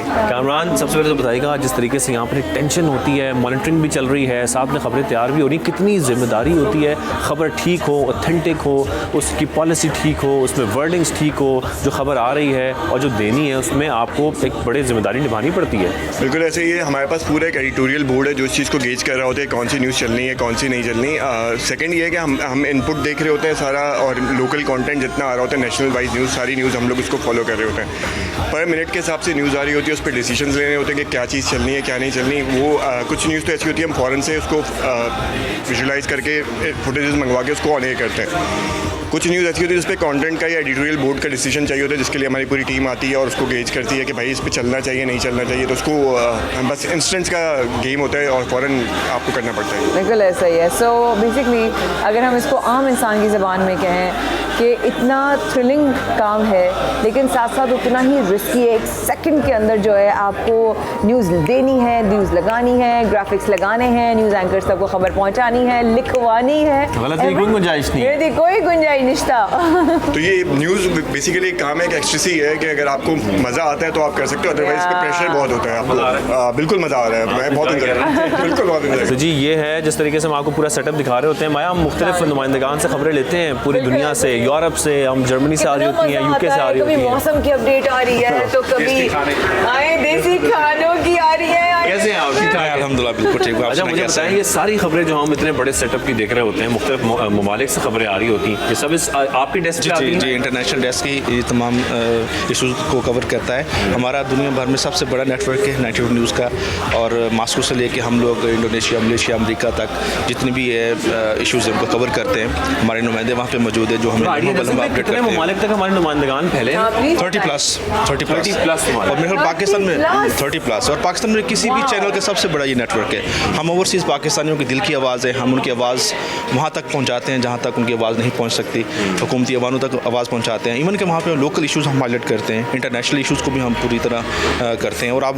स्क्रीन पे देखते होंगे हमारे पाकिस्तानी किस तरह वहाँ के पाकिस्तानी कल्चर के साथ अटैच हैं, वहाँ अपने उन्होंने एक अलग दुनिया बसाई हुई है और हम उनकी दुनिया को कवर करते हैं, हम उनके साथ हैं और वो हमारे साथ। जब क्रेडिबिलिटी होती है तो लोग फिर एतमाद करते हैं कि हमने किस चैनल को देखना है, कहाँ से खबर हमें सही ठीक खबर दुरुस्त खबर मिल जाएगी। Sir thank you very much. जो लोकली खबरें आ रही हैं, इंटरनेशनली खबरें आ रही हैं, वो तमाम खबरें आने के बाद हम देख रहे होते हैं कि वो किसी एक जगह पर आती हैं और उसके जो विजुअल्स हैं वो बड़े इंपॉर्टेंट होते हैं कि विजुअल्स ठीक होना, दुरुस्त होना, उसमें कोई गलती ना हो, उसमें कोई प्रॉब्लम ना हो, वो प्रॉब्लमैटिक ना बन जाए ऑन एयर जाने के बाद। कि जब वो एक दफ़ा ऑन एयर चली गई तो फिर तो ज़ाहिर है वो हाथ से निकल गई फुटेज, तो तीर कमान से निकल गया और एक दफ़ा निकल गया तीर वापस नहीं आता। लेकिन एक तीर और भी है और वो ये है कि वो हमारी ख़वातीन हैं। हमारी ख़वातीन हर डिपार्टमेंट में, हर शोबे में आगे बढ़ रही हैं और जब वो काम कर रही होती हैं न्यूज़ का काम, जैसे कि कामरान भाई ने कहा ना, उन्होंने ये कहा कि जब तक आपको इस काम का जुनून ना हो ना आप नहीं कर सकते। आप छोड़ दें आप खातून हैं, आप छोड़ दें आप मेल हैं, आपके अंदर अगर जुनून नहीं है, उसको काम करने का उसको शौक़ नहीं है, आप कहीं भी सर्वाइव नहीं कर सकते। और ख़वातीन जब इस तरह की न्यूज़ के काम में आती हैं, उसको बनाने वालों में शामिल होती हैं, तो मैं चाहती हूँ कि शाहज़ेब हम उनसे भी पूछें प्लीज़। अस्सलाम वालेकुम, कैसी हैं आप? ठीक ठाक है? क्या जिम्मेदारी है आपकी यहाँ पे? मैंने सुना सारी फुटेज आपके पास आती है, आपको जिम्मेदारी दी हुई है? हाँ जी, सारी फुटेजेस आती हैं, इंटरनेशनल की ये जितनी भी OSR की भी हैं, मतलब कि सारी फुटेजेस मेरे पास आती हैं। जो फुटेज एक दफ़ा हाथ से निकल गई, ऑन एयर चली गई, उसके बाद तो फिर आप जिम्मेदार हैं कि ऑन एयर क्या गया है। तो कितनी जिम्मेदारी है, कितना आपको इस पर टेंशन होती है कि जब कोई फुटेज देख रही होती है, छोटी छोटी चीज़ें कोई ऐसी जो गलती ना हो जाए, ऑन एयर ना चली जाए? वो सारी चीज़ें देख के फिर कंफर्म करके फिर भेजती हूँ, कोई गलत चीज़ ना जाए। अच्छा, लेकिन काम जिम्मेदारी का है? जी बिल्कुल। और शौक है करने का या सिर्फ ये काम मिल गया इसलिए करती हैं? नहीं, मुझे बहुत शौक है ये काम करने का। बहुत शौक है, यानी कि अगर ख़वातीन और बच्चियाँ आना चाहें इस फील्ड में तो क्या उनको तजवीज़ देंगी? वो आ सकती हैं, यहाँ का इन्वायरमेंट इतना अच्छा है, मेल स्टाफ इतने अच्छे, इतना कोऑपरेट करते हैं, यहाँ के जो सर हैं वो मुझे इतना दिखाते हैं, मुझे इतना कुछ सीखने को मिला है। एक खातून की हैसियत से आप क्या समझती हैं, अगर कोई खातून यहाँ पर ज्वाइन करना चाहती है 92 न्यूज़, तो उसको कितना सेफ महसूस करना चाहिए यहाँ पर आने से पहले? इन्वायरमेंट तो बहुत अच्छा है, फैमिली की तरह सारे फैमिली की तरह ट्रीट करते हैं और बिल्कुल किसी किस्म का कोई ऐसा नहीं है कि मैं कहना चाहती हूँ कि अगर किसी को यहाँ पे जॉब करनी तो कर सकता है बिला खौफ किसी भी तरह। मेरे तो पेरेंट्स भी इतने खुश हैं कि मैं इतनी अच्छी जगह काम करती हूँ, यहाँ पे वो कहते हैं कि किसी किस्म को कोई मसला नहीं है। सो हैप्पी टू नो कि ये आप जो काम कर रही हैं और भी बच्चियों को आप कह रही हैं आएँ और उनके लिए भी सिक्योर। अब यहाँ पर जो टीम बैठी है ये वाली, इनका क्या काम है? असल में इतने ज़्यादा लोग हैं कि हम किस तरीके से बताएं। असल में एक जगह खबर आ रही है जहाँ पर टिकर्स बन रहे होते हैं, उसके बाद असाइनमेंट डेस्क पर भी खबरें आ रही हैं,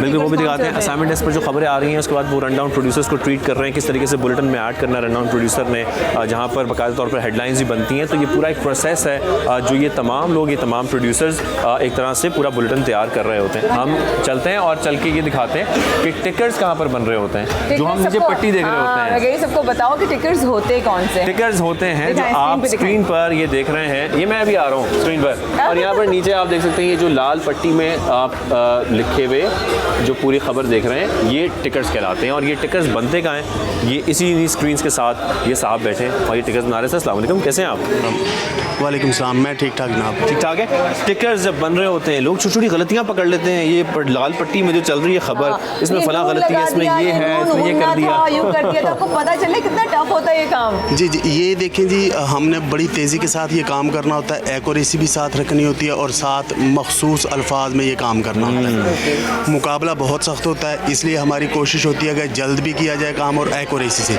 लेकिन किसी जगह पे अगर मामला हो जाए तो वो उसको हम कोशिश करते हैं कि वो ना हो। और वक्त इतना कम होता है टिकर्स डालने में, इतना कम होता है, इतने कम वक्त में बेहतरीन और सही तरीके से अल्फाज का चुनाव करना, ये कितना मुश्किल है आपके लिए? जी जी सर, इसमें बेहतरीन क़ुव्वत फ़ैसला ये इंतहाई ज़रूरी है। जब तक आपके अंदर ये चीज़ नहीं है तो आप ये काम नहीं कर सकते हैं। अब देखें कि मैं अगर एक टिकर डाल रहा हूँ तो उसमें मैं करोड़ों लोगों के सामने उनकी अदालत में खड़ा होता हूँ। एग्जैक्टली ठीक है जी। अब पाकिस्तान के अंदर और बाहर भी हमारे टिकर्स करोड़ों लोग देख रहे होते हैं, उसमें आप ये देखें कि हमारा कितना यानी तेज़ी वाली वर्किंग है कि हम ये सारा काम कर रहे होते हैं। यही वजह है कि पूरी दुनिया में क्योंकि देखा जा रहा होता है 92 न्यूज़, और जब पूरी दुनिया में देखा जाता है तो ज़ाहिर है पूरी दुनिया ये भी देख रही है, खबर चल के आ रही है। So thank you very much. बहुत सारे लोगों से बात हो गई। मैं आप कहाँ जा रहे हैं? हम जा रहे चाहते जिसमें पहले पूछ रही थी ना, क्योंकि वो बिजी बहुत थे, उनका दिमाग किसी खबर में लगा हुआ था। बिल्कुल मेरा ख्याल है पूछना बहुत डेलिकेट काम होता है, तो हम तंग नहीं कर सकते, ये बहुत ज़रूरी है। तो हमने यही सोचा कि हम आखिर में इनके पास आएँ ताकि इनको डिस्टर्ब ना करें। अभी हम कोशिश करेंगे कम से कम वक्त में ज़्यादा से ज़्यादा चीज़ें जान सकें।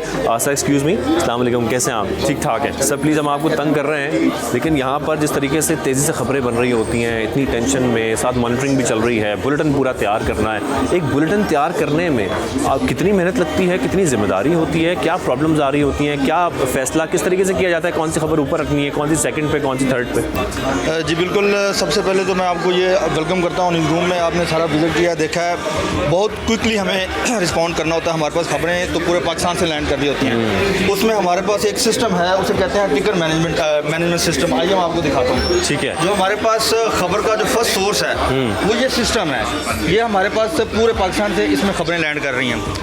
खबर हमारे पास आती है सबसे पहले टिकर की सूरत में। सही। यहाँ खबर लैंड हुई है, यहाँ पे जो शिफ्ट इंचार्ज बैठा हुआ है वो फौरी तौर पे देखेगा खबर लैंड हो गई है। अब उसने फैसला करना है, आईएस की ब्रेकिंग बननी है, इसके सिंपल टिकर चलने हैं, इसको हेडलाइन में जाना है, पहली हेडलाइन बननी है, दूसरी हेडलाइन वो शिफ्ट इंचार्ज ने डिसीजन करना है। अगर वो समझता है कि इसमें कोई पॉलिसी इशू है तो पीछे हमारे कंट्रोलर न्यूज़ बैठे हुए हैं, फिर डायरेक्टर न्यूज़ बैठे हुए हैं, तो हम उनसे फिर गाइडलाइन लेते हैं। फौरी तौर पर फैसला शिफ्ट इंचार्ज ने करना।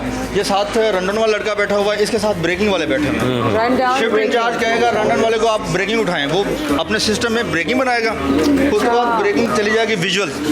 दूसरा जो अहम काम है टीवी, चूंकि विजुअल्स का नाम है तो फौरी तौर पे इस डेस्क पे विजुअल बनने हैं। इधर ब्रेकिंग बंदा बनाएगा, वहाँ विजुअल रेडी हो जाएंगे, ब्रेकिंग तैयार हो गया। उसके बाद हमारा जो नीचे पैनल है, हमने उनसे कोऑर्डिनेशन करना है इस सिस्टम के थ्रू। ये टॉक बैग है, ये टॉक बैग है, इसके जरिए हम पीसीआर से कोऑर्डिनेशन करेंगे कि एक ब्रेकिंग आ रही है। पीसीआर वाला बंदा अपने एंकर से कोऑर्डिनेशन करेगा कि भाई रेडी हो जाओ। अगर आप ब्रेक में हैं तो हम एमसीआर को कहेंगे भाई हमें वापस आना है, ब्रेकिंग के लिए रेडी हो जाए, यानी पीसीआर और एमसीआर दोनों से कोऑर्डिनेशन करना है। और ये जो पूरा प्रोसेस है ये तकरीबन सेकंड्स का है, क्योंकि जब खबर आ गई तो ये तमाम प्रोसेस से गुजरना है उसमें। विद इन सेकंड्स में खबर आई आपके पास और आपने फिर फैसला लेना है कि आपने ऑनर कैसे जाना है। आपने कई चैनल्स में काम किया होगा, मुख्तलिफ चैनल्स में काम किया होगा। 92 में काम करते हुए इस टेक्नोलॉजी के साथ, इतने बड़े सेटअप के साथ, जहाँ आप तमाम चैनल्स की मॉनिटरिंग भी कर रहे हैं, आपका बेहतरीन सेटअप्स हैं, बेहतरीन स्टूडियोज़ हैं, बेहतरीन टेक्नोलॉजी है, कितना मुख्तलिफ है यहाँ पर काम? जी बिल्कुल, मैंने मुख्तलिफ चैनल में काम किया। 92 न्यूज़ में पिछले 5 साल से हूँ। यहाँ पे जो टेक्नोलॉजी है वो किसी के पास नहीं है। हमारा 360 वर्चुअल स्टूडियोज़ है, एशिया का सबसे बड़ा स्टूडियो है हमारे पास। उसके अलावा हमारे पास माशाल्लाह एंकर्स की तादाद किसी भी चैनल से सबसे ज़्यादा है। हमें भैया के वक्त 3 एंकर्स हमारे बुलेटिन में होते हैं, हर बुलेटिन। इसके अलावा हमारे पास होलोग्राम टेक्नोलॉजी है जो पाकिस्तान में किसी के पास भी नहीं है। 92 न्यूज़ वाहिद पाकिस्तान का चैनल है जिसके पास होलोग्राम टेक्नोलॉजी है। लोगों को, देखने वालों को, भाई आज क्योंकि एनिवर्सरी का दिन है, मैं चाहती हूँ कि लोगों को बताएं ये होलोग्राम टेक्नोलॉजी है क्या। बड़े सिंपल सादा अल्फाज में समझा देता हूँ। मिसाल के तौर पे हमारा रिपोर्टर खड़ा हुआ है इस्लामाबाद में खड़ा हुआ है, लेकिन जब हम 6 बजे में 9 बजे में जब हमारे बुलेटिन में हम उसको अपने स्टूडियो में ले आते हैं, ये ले आते हैं, यही टेक्नोलॉजी का काम है, यही टेक्नोलॉजी है। लोग समझते हैं वही खड़ा बिल्कुल भाई, यही होलोग्राम टेक्नोलॉजी है। ऐसे लगता है कि जैसे वो हमारे साथ का एंकर इससे बात कर रहा है, ये ऐसे ऊपर लैंड किया उसने, वो सामने खड़ा है और एंकर यहाँ से बैठ के उससे क्वेश्चन कर रहा है। ये होलोग्राम टेक्नोलॉजी है।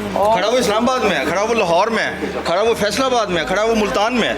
और ये 92 न्यूज़ वाहिद इदारा है पाकिस्तान में जिसके पास ये होलोग्राम टेक्नोलॉजी। जो आपने कहा ना विजुअल डेस्क है, आप जरा वहाँ लेके। जी बिल्कुल, आइए हम चलते हैं और चलकर विजुअल डेस्क भी देखते हैं कहाँ पर है। तो जी ये पैकेजिंग रूम में हम आ चुके हैं जहाँ पर तमाम पैकेजेस तैयार किए जाते हैं, जो रिपोर्ट्स आप देख रहे होते हैं। ये हमारा प्रोडक्शन डेस्क है। ठीक है, हमने वहाँ खबर बनाई है। हमारे पास हम ब्रेकिंग चलाते हैं। जो खबर आप देखते हैं टीवी पे, खूबसूरत रिपोर्ट देखते हैं आप, उसमें मोन्टाज लगा होता है, उसमें शॉर्ट्स लगे होते हैं मुख्तलिफ, उसमें म्यूज़िक होता है, वो सारी चीज़ें यहाँ तैयार होती हैं। हमारी रिपोर्ट आई, हमने इन्हें स्क्रिप्ट देना है, सिंपल खबर बना के देनी है। उस खबर में जो खूबसूरती है वो ये लोग भरते हैं। ये हमारे पैकेजिंग डेस्क के इंचार्ज हैं, इरफान डोगर साहब हैं, ये साथ एनालिस्ट बैठे हुए हैं।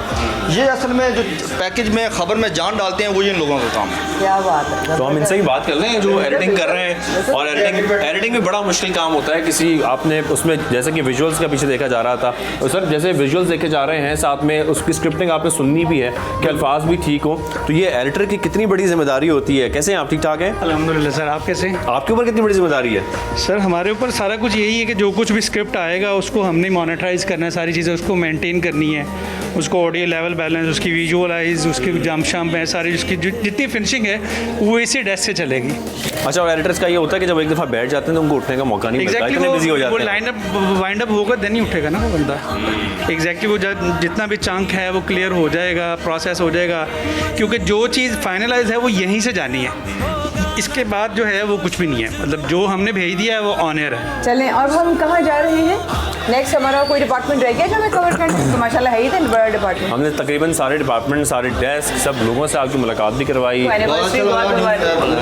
प्रोग्राम की टीम हमारे पास आई है। You welcome, you welcome. आपने बहुत एनिवर्सरी भी बहुत मुबारक। आपको बहुत मुबारक। आपको भी बहुत मुबारक। Thank you so much. कहना चाहूँगी यहाँ पर हम दोनों की तरफ से कि जो मैनेजमेंट है वाकई बहुत बड़ा किरदार अदा करती है किसी भी इदारे में। जहाँ तक न्यूज़ चैनल्स की बात होती है वहाँ पे वाकई में मैनेजमेंट का किरदार नज़र आता है। नज़र आने का मकसद और बात करने का मतलब ये कि वो कितने मजबूत हैं, उनके अंदर कितनी हिम्मत है, वो कितनी जुर्रत रखते हैं और वो किससे डरते हैं। क्या वो सिर्फ अल्लाह से डरते हैं या वो बंदों से डरते हैं? तो हमारी मैनेजमेंट के बारे में से ये कहना चाहूँगी कि हमने यही सुना है कि वो सिर्फ अल्लाह से डरते हैं और किसी और से नहीं। सो ये था न्यूज़ रूम की सैर और हम अब आपको लेकर जाते हैं आगे और अभी ये सेलिब्रेशंस बाकी।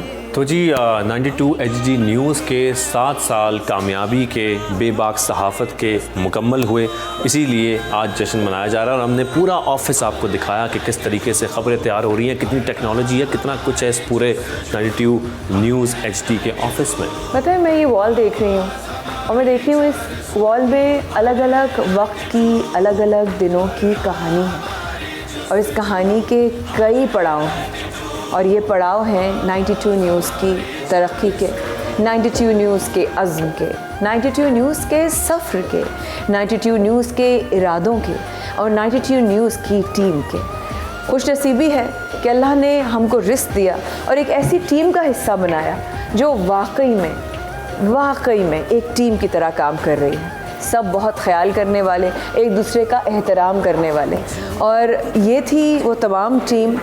बहुत से लोग हैं जिनसे अभी हमने आपकी मुलाकात नहीं करवाई क्योंकि वक्त शायद कम था। और जितने डिपार्टमेंट्स हैं मेरे ख्याल में ये कुछ वक्त में या 1 घंटे के अंदर सब कुछ कवर नहीं किया जा सकता, नहीं। लेकिन हमने आपको वो तमाम डिपार्टमेंट ज़रूर दिखाए जो कि इंतहाई इंपॉर्टेंट है या जिनका सबसे अहम किरदार होता है किसी खबर को ऑन एयर पहुँचाने में, और वो तमाम एंकर से भी आप लोगों ने मुलाकातें की।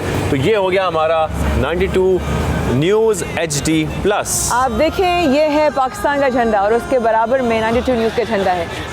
ये इस बात की अलामत है बहुत बड़ी कि पाकिस्तान और पाकिस्तान से जुड़ा हर चीज़, हर लफ्ज़ इस मुल्क के नाम है।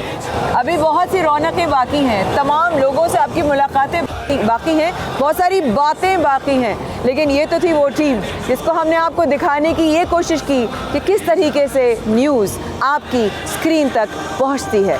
तो अभी और बहुत कुछ आज़िब, यहाँ पे लेते हैं छोटा सा वक्फा। रहिएगा हमारे साथ, 7वीं सालगिरह की सेलिब्रेशंस अभी जारी हैं। आप देखते रहें 92 न्यूज़। तो ये तो आप लोगों ने पूरा वो प्रोसेस देखा, वो तमाम मराहिल देखे जब खबर जहाँ से बनना शुरू होती है, वो जब रिपोर्टर खबर पहुँचाना शुरू करता है डेस्क पर, और वो डेस्क से लेके तमाम मराहिल से गुजरते हुए हम देख रहे होते हैं टेलीविज़न स्क्रीन पर, जैसा कि हमने आपको बताया था। तो ये पूरे मराहिल आपने सब देखे टेलीविज़न स्क्रीन पर। लेकिन अभी हम छोटी सी ब्रेक लेंगे, ब्रेक के बाद जब हम हाजिर होंगे तो तमाम जो सीनियर एंकर्स हैं उनसे हम ये जानने की कोशिश करेंगे कि वो मुख्तलिफ सियासतदानों के बारे में क्या सोचते हैं। छोटी सी ब्रेक लीजिएगा।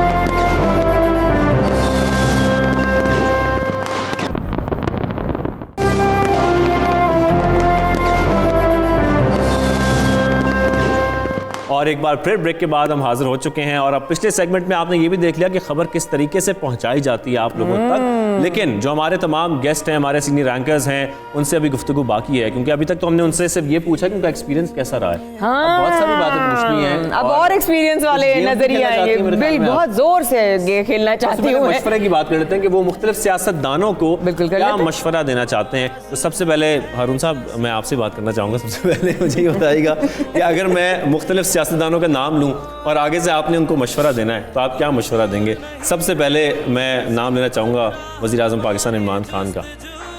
वज़ीर-ए-आज़म इमरान खान साहब को मैं इतने मशवरे दे चुका हूँ कि अगर उसकी फहरिस्त बनाई जाए तो उसके लिए कई दिन दरकार हो। और मैं अब उन्हें मज़ीद कोई मशवरे देने नहीं चाहता। बात तो यह है, मैंने उन्हें मुद्दतों परसू किया कि पार्टी के ऑर्गेनाइजेशन बड़ी अहम है। मुद्दतों मैंने उन्हें परसू किया। खैर ये शायद वो वाहिद बात थी जिस पे आखिरकार वो मान गया कि पख्तूनख्वा से आपकी पॉपुलैरिटी का आगाज़ हुआ। मुद्दतों मैंने उन्हें कायल करने की कोशिश की कि प्रोफेशनल्स के ज़रिए, एक्सपर्ट्स के ज़रिए मुल्क चलाया जाता है। मशवरा सिंसियर आदमी से किया जाता है और एक्सपर्ट से किया जाता है। मुद्दतों मैंने उनसे कहा कि जो बुनियादी अदारे हैं, मसलन स्टील मिल है, रेलवे है, जो मुसीबत का बायस है, एक तो ये है, उनको प्राइवेटाइज करने की मनसूबबंदी करनी चाहिए।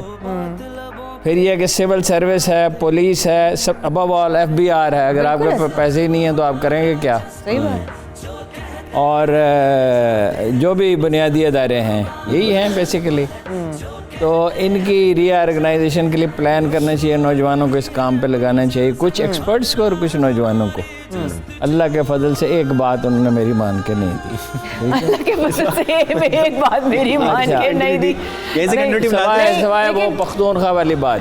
अच्छा चलें, अच्छा करे कोई तो मैंने उन्हें मिलाया मिसाल के तौर पे पुलिस में डॉक्टर शुएब सड्डल साहब से 2004 या 5 में और कई मीटिंग्स कराई, और उन्होंने उनसे कहा कि भाई ये इस तरह हो सकता है, पुलिस में इस्लाहात की ज़रूरत है, बिल्कुल बुनियादी इस्लाह चाहिए, भर्ती में इस तरह होगा, ये होगा, कॉन्सेप्ट्स बदल चुके हैं, एक्सपर्ट पैदा करने होंगे। PhD डॉक्टर सड्डल की निगरानी में, यानी उनके मशवरे पे, निगरानी में तो नहीं, 500 लोगों ने PhD किया टर्की में। वो उसके जापानीज़ पुलिस के भी एडवाइज़र हैं पार्ट टाइम, और उसके भी ब्रिटिश पुलिस से भी उनका रब्ता रहता है, और तुर्की की पुलिस से भी।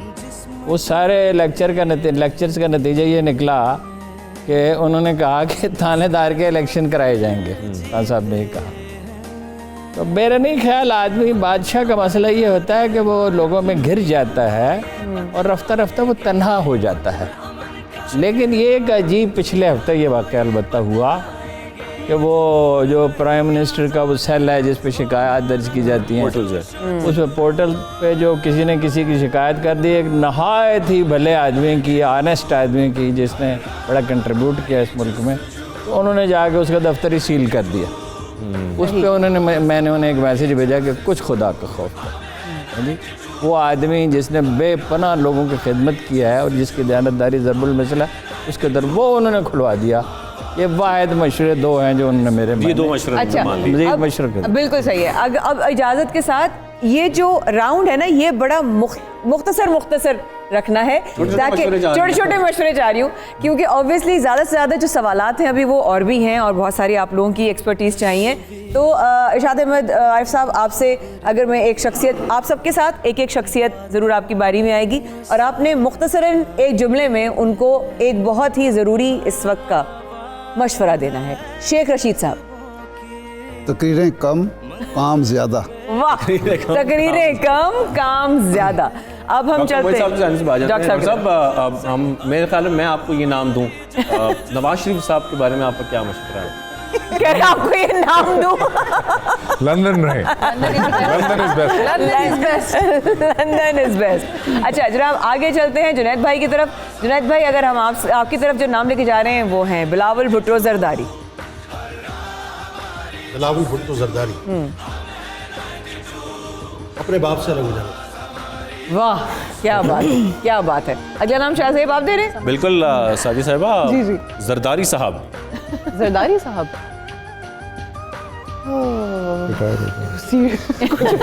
बिलावल से अलग हो जाना चाहिए। चलिए मैं बिलावल भुट्टो में आ जाता हूँ। आप बिलावल भुट्टो साहब पे मशवरा दीजिए। बिलावल भुट्टो हो गए ना? नहीं, उनको तो मशवरे हाँ, वो तो इन्होंने कह दिया ना हाँ कि शादी कर लें। हाँ, बिलावल साहब से तो वैसे ही मेरे ख्याल से बहुत उम्मीदवार हैं। हाँ, ख़वातीन शादी के लिए बहुत ख्वाहिशमंद हैं, कर लेनी चाहिए। अच्छा, शादी कर ले। और शादी की तरफ से आपके लिए मशवरा है कि आपको शादी कर लेनी चाहिए। अब मैं शादी से पूछती हूँ, मरियम नवाज। मरियम नवाज क्या मशवरा देंगी? साजिशें कम करें। साजिशें कम करें। साजिशें कम करें। छोड़े नहीं, जोर किस पे, वो छोड़े नहीं। असद आपकी तरफ चलते हैं। अगर हम आपसे अगला पॉलिटिशियन किसका? मेरे ख्याल में मौलाना फजल रहमान का। अरे वाह वाह, क्या मशवरा देंगे? मेरा ख्याल है रिटायर हो जाए सियासत से। अच्छा, ओके, ज़बरदस्त। तो जनाब शरबत की तरफ चलें। आप खुद बताएं, आप किसके बारे में आज मशवरा देना चाहते हैं? जिसको आप बहुत जोर से मशवरा देना चाहती हैं। ऐसा कौन सा? सर्वत से तो सवाल इसी तरह होता है। इतनी फयाजी के साथ सवाल मत करें। नहीं, यहाँ नाम ले लीजिए। यहाँ पे हम आपसे मशवरा चाहते हैं शहबाज शरीफ साहब के बारे में। मेरा ख्याल है टेक ओवर कर लेना चाहिए उन्हें। टेक ओवर कर लें, पार्टी को टेक ओवर कर लें। पार्टी को टेक ओवर कर लें। और पूरी पीटीआई के लिए मशवरा के बर्दाश्त करना सीखें। हाँ, वाह वाह वाह, प्लीज। और तमाम सियासतदानों के लिए एक मशवरा कि खुदा के लिए जातियात को और सियासत को अलग please. Thank you, well said, very well said, thank you so much. हम भी देखकर इस बात से बहुत कोफ्त हमें आती है। उमेरा, आपसे पूछूंगी, ऐसा कौन सा पॉलिटिशियन है जिसको आप बहुत, जैसे वो वाला सवाल सरबत से किया, उसको बहुत ज़ोर से आपको मशवरा देना चाहती हूँ? मैं इमरान खान साहब को ही मशवरा देना चाहती हूँ कि जो उम्मीदें उन्होंने लगाई थी, मैंने ज़िंदगी में पहली दफ़ा वोट दिया और मैंने इमरान खान साहब को दिया, लेकिन जो उम्मीदें उनसे वाबस्ता थी वो पूरी नहीं हुई। वो कहीं ना कहीं पूरी होनी चाहिए ताकि आपके जो फैंस थे, जो लोग आपसे एक्सपेक्ट कर रहे थे, अगर 100% वो नहीं है तो 50% ज़रूर होना चाहिए। तो अगले इंतखाबात में इमरान खान साहब को वोट देंगे?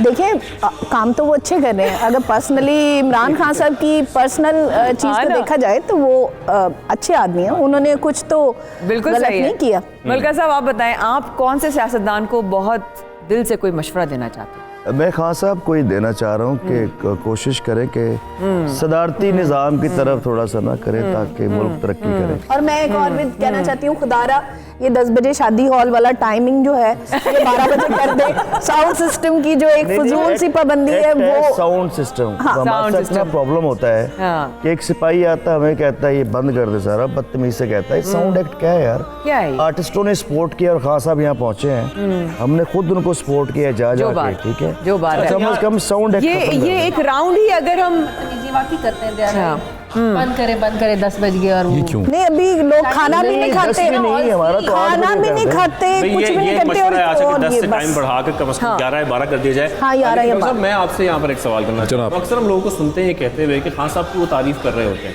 लेकिन साथ में शिकायत भी कर रहे होते हैं, महंगाई बढ़ गई, मसाइल बढ़ गए, मुल्क में ये भी मसला है, वो भी मसला है, और फिर वोट भी दे रहे होते हैं। तो आपको क्या लगता है इसकी क्या वजह है? वोट का तो पता नहीं है अगली दफा कितने लोग देंगे ये तो क्लियर नहीं है अभी स्टेज पे। देखिए सियासत में तो हमेशा मसले रहेंगे। अगर हम पाकिस्तान को देखते हैं, क्या हिंदुस्तान में मसले नहीं है? क्या इस वक्त अमेरिका में बहुत ज़्यादा मसले नहीं है? अमेरिका की हुकूमत ने जब से पेंडेमिक आया है $7.5 ट्रिलियन प्रिंट कर दिया है। वो प्रिंट कर सकते थे, उन्होंने प्रिंट कर दिया, तो पीछे उसको बैक करने के लिए कोई डॉलर गोल्ड या सिल्वर नहीं है। तो दुनिया में जहाँ कहीं भी इस वक्त जो हुकूमतें हैं वहाँ मसले हैं, वहाँ तनकीद भी हो रही है। चूँकि हम अपने सिस्टम में एग्जिस्ट करते हैं, अपने सिस्टम को ज़्यादा गौर से देखते हैं, तो हमें ऐसा लगता है कि यहाँ चीज़ें परफेक्ट नहीं है। चीज़ें कहीं पर भी परफेक्ट नहीं है, और जो भी हुकूमत इस किस्म के मुल्क में जो डेवलपिंग कंट्री है जहाँ बहुत से इश्यूज़ हैं वहाँ पावर में होगी, इमरान खान साहब नहीं होंगे, जो भी होगी उसको इसी तरह से तनकीद का सामना करना पड़ेगा। परफेक्ट नहीं है, केपी के एक टीजर भी हो सकता है मेरे ख्याल में, जो हमने रिसेंटली वहाँ पर देखा है। अभी हारून सर ने लोकल इलेक्शंस का और जनरल इलेक्शंस का आपस में कोई बहुत गहरा ताल्लुक नहीं होता। लेकिन आप तो बहुत बड़े सपोर्टर रहे हैं, आप अभी भी हैं, बट वो तो हम हैं कहते हैं ना as a cricketer Imran Khan के हम हमेशा। मैं उनको एज अ क्रिकेटर मैंने कभी भी नहीं देखा, कभी नहीं देखा। I was not interested, but you like him as a politician. I think देखिए पाकिस्तानी पॉलिटिक्स में इंटेग्रिटी होना, सिंसियरिटी होना, अपने बीवी बच्चों को ना पालना सियासत से, अपना कितना छोड़े हुए होना कमीशन लेने के लिए, ये बहुत इंपॉर्टेंट कॉन्ट्रीब्यूशंस हैं। लेकिन एज ए क्रिकेटर मैं उनमें कभी भी इंटरेस्टेड नहीं था। बहुत से लोग उनमें एज ए क्रिकेटर इंटरेस्टेड है, मैं उनमें इंटरेस्टेड नहीं। बिल्कुल ऐसा ही है। तो अगर यही सवाल को हम सबसे अगर जोड़ते हुए चले जाएं कि इस तरह हारून सर ने शुरू में कहा कि खान साहब ने मेरा अल्हम्दुलिल्लाह कोई मशवरा नहीं माना, तो दो फिर भी मान लिए। वो पता नहीं वो हारून सर को उसका सहरा देते भी हैं कि नहीं। लेकिन हारून सर आपको क्या लगता है अगले इलेक्शंस में ये जो वक्त आने वाला है, जो अवाम जितना अब उनका भरोसा टूट चुका है, 2022 खान साहब के लिए कैसा है? मेरा ख्याल है बहुत मुश्किल होगा। अच्छा, लेकिन मेरा ये भी ख्याल है कि जो उनके हरीफ हैं उनके लिए शायद उतना ही मुश्किल हो या उससे भी ज़्यादा मुश्किल हो, इसलिए कि उनकी क्रेडिबिलिटी नहीं ना। On a very serious note, Nawaz Sharif sahab के बारे में ये बावर किया जाता है कि इंडिया के साथ उनके राब्ते हैं और इंटरनेशनल इस्टेब्लिशमेंट के साथ, और पीपल्स पार्टी दही सिंध की पार्टी बन गई। लिहाजा मुझे ऐसा नहीं लगता, अल्लाह ये सियासत में अनसीन फैक्टर भी होते हैं, डॉक्टर साहब इसको बेहतर एक्सप्लेन कर सकते हैं। अचानक बाद चीज़ें रूनुमा होती हैं, जब खला पैदा होता है तो कुछ भी हो सकता है। लेकिन मेरा ये ख्याल है कि ऐसा नहीं होगा कि कोई एक पार्टी जीत जाए और 2-3 मतलब जिस तरह 2018 में हुआ 2-3 छोटी पार्टी को मिलकर हुकूमत बना ले। मेरा ख्याल है कोई और ही चीज़ इमर्ज होगी। पाकिस्तान को एक मेजर सर्जरी की ज़रूरत है। वाह वाह वाह। ना इसका टैक्स कलेक्शन का निज़ाम ठीक है, ना इसकी सिविल सर्विस ठीक काम कर रही है, इसको प्राइवेटाइजेशन की ज़रूरत है, इसको इसकी पुलिस में बुनियादी इस्लाहात की ज़रूरत है। अदलिया में भूल गया था, अदलिया मुकम्मल तौर पे नाकाम हो चुकी। जज कुछ अच्छे हो सकते हैं और काबिल सताइश भी हो सकते हैं, लेकिन अदालती निज़ाम बिल्कुल तबाही के किनारे पे खड़ा है। बुनियादी चीज़ टैक्स कलेक्शन और इंसाफ होता है किसी माशरे में। अगर आप इंसाफ ही मुहैया नहीं करें जो पुलिस और अदलिया के ज़रिए करते हैं, और टैक्स कलेक्शन ही आपकी आधी इकॉनमी ब्लैक है, तो कोई बड़ा फैसला हो सकता है किसी वक्त भी। मैं ये नहीं कह सकता कि इसी बरस होगा, अगले बरस होगा, लेकिन हो सकता, लेकिन इस तरह मुल्क चलेगा नहीं, इसका कोई सवाल ही पैदा नहीं होता। So no hopes. ठीक है, अब अगला एक सवाल कर। Well, I wanted that response. That's why I gave that cue. नहीं, उम्मीद तो देखिए ना, तो कैसे मैंने आपसे जुमला निकलवाया? उम्मीद तो अल्लाह से होती है, बंदों से तो नहीं होती।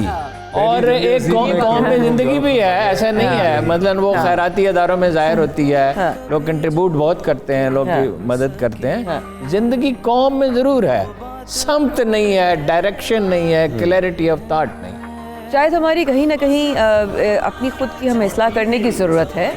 वही वाली बात है कि उम्मीद हमें अल्लाह से होती है, और हमारा शायद कसूर भी यही है कि हम बंदे से उम्मीद लगाते हैं, अल्लाह से नहीं। तो अगला एक सवाल जो मेरे जहन में आ रहा था, शाज़ेब और में अक्सर हमारे शोज़ जब हो रहे होते हैं तो हम we are very fortunate to do Subah Savere Pakistan, because we get to cater every aspect, social, economic, political, कुछ भी इशू होता है हम बात करते हैं, डिस्कस करते हैं। जब ख़वातीन के बात करने काम करने की बात आती है, उनकी ग्रोथ की बात आती है, फिर गवर्नमेंट की बात आती है कि पीटीआई की गवर्नमेंट के आने के बाद स्पेशली फ़ीमेल्स के लिए काम करने में कितनी आसानी आई शाहज़ेब, कितनी मुश्किल आई, कैसा रहा आप ख़वातीन से सवाल? मीडिया में जैसे पहले काम कर रहे थे वैसे ही अब काम कर रहे हैं, बिल्कुल। और सबका तो इस पर कोई वो हाँ, गवर्नमेंट के चेंज होने से फीमेल के काम करने पे मेरा नहीं ख्याल, फ्रीडम रही, हाँ वो ग्रोथ भी रही, हाँ वो कोई फर्क नहीं पड़ता। वो एक प्रेशर आता है, वो जो मीडिया सेल्स बना लिए गए हैं, पूछना चाह रही हूँ, वो क्या उसकी है? वजह से मेल जो एंकर्स हैं उनको तो टारगेट किया जाता है, मगर फीमेल्स के हवाले से बहुत सारी नाजेबा किस्म की चीज़ें आती हैं, बहुत सारी इस किस्म की लैंग्वेज का इस्तेमाल किया जाता है। किसी हद तक ये प्रेशर आया है और हम हमेशा से ये देखते रहे हैं कि नून लीग के मीडिया सेल के ऊपर बात हमेशा से होती थी, मगर जो खान साहब का मीडिया सेल है, पीटीआई का मीडिया सेल है, उसमें आपको ज़ीरो टॉलरेंस नज़र आता है। इसीलिए मैं मशवरा दे चुकी हूँ कि जरा बर्दाश्त करना सीखे पीटीआई वाले, बहुत बदतरीन तरीके से क्रिटिसाइज किया जाता है। यानी कि फ़ौरन ही जो है वो आप जैसे कि सादी ने कहा ना, फ़ौरन ही पर्सनालिटी आप बिल्कुल पर्सनल लेवल पर चले जाते हैं। मेरा ख्याल है वो ज़रा ऐसा तरीका नहीं, कहते ना बात करनी भी आनी चाहिए और बात करने से बात बननी भी चाहिए। बिल्कुल बदतमीजी वो करता है जिसके पास कोई जवाब नहीं होता। क्या बात की है, वाह, तो इसलिए उनके पास जब कोई बात का जवाब नहीं होता तो वो लाउड हो जाते हैं, शाउट करते हैं, बदतमीजी करते हैं, बहुत बार तो उठ के भी एम्प्टी वेसल्स जी, एम्प्टी वेसल्स, हाँ, जहाँ दलील खत्म हो जाए वहाँ बदतमीजी शुरू हो जाती है। और ये पीटीआई के ऑलमोस्ट सभी लोगों यहाँ पर ये सवाल करना बनता है, फिर हमारा जो अगला सेगमेंट भी है कि अगर ये पॉलिटिशियन ना होते तो क्या होते। आज हम मुख्तलिफ सियासतदानों के नाम लेंगे और इन सीनियर एंकर से ये जानेंगे कि अगर जिनका हम नाम लेंगे ये अगर पॉलिटिशियन ना हो तो फिर क्या हो। और सबसे पहले हम बात कर लेते हैं जुनैद भाई। जुनैद भाई आप बताएं, अगर हम पहले मलबा मेरा, हम नाम आपकी तरफ थ्रो करते जाएंगे और आपने ये बताना है कि ये ना होते तो क्या होता, सियासतदान ना होते तो फिर क्या होते। सबसे पहले राना सनाउल्लाह साहब। राना सनाउल्लाह साहब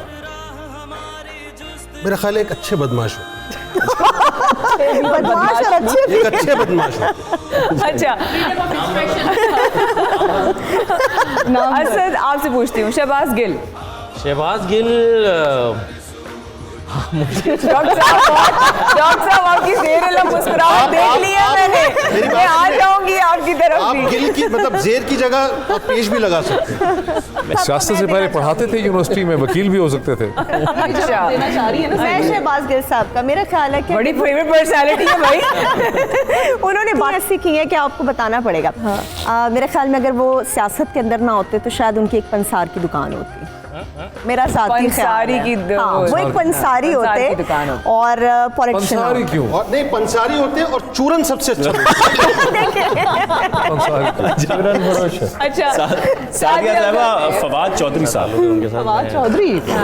फवाद चौधरी बहुत विटी आदमी है, बहुत हाजिर जवाब आदमी है। तो वो कोई जबरदस्त स्टेज थिएटर चल रहा होता उनका, बहुत अलग स्टेज थिएटर चल रहा है। एक्चुअली वो एंकर भी थे और हम एक ही इदारे में काम करते थे उस फवाद जो अगर सियासत से हट के भी आप फवाद को देखें, आप फवाद के साथ वैसे बैठे हैं, वो जो हाजिर जवाबी है और जो मजाक का आंसर कूट कूट के भरा हुआ है। डॉक्टर मोहित साहब, हम फजल रहमान साहब के बारे में आपसे पूछते हैं, अगर वो सियासतदान ना होते तो फिर क्या होते? वो बॉलीवुड में होते।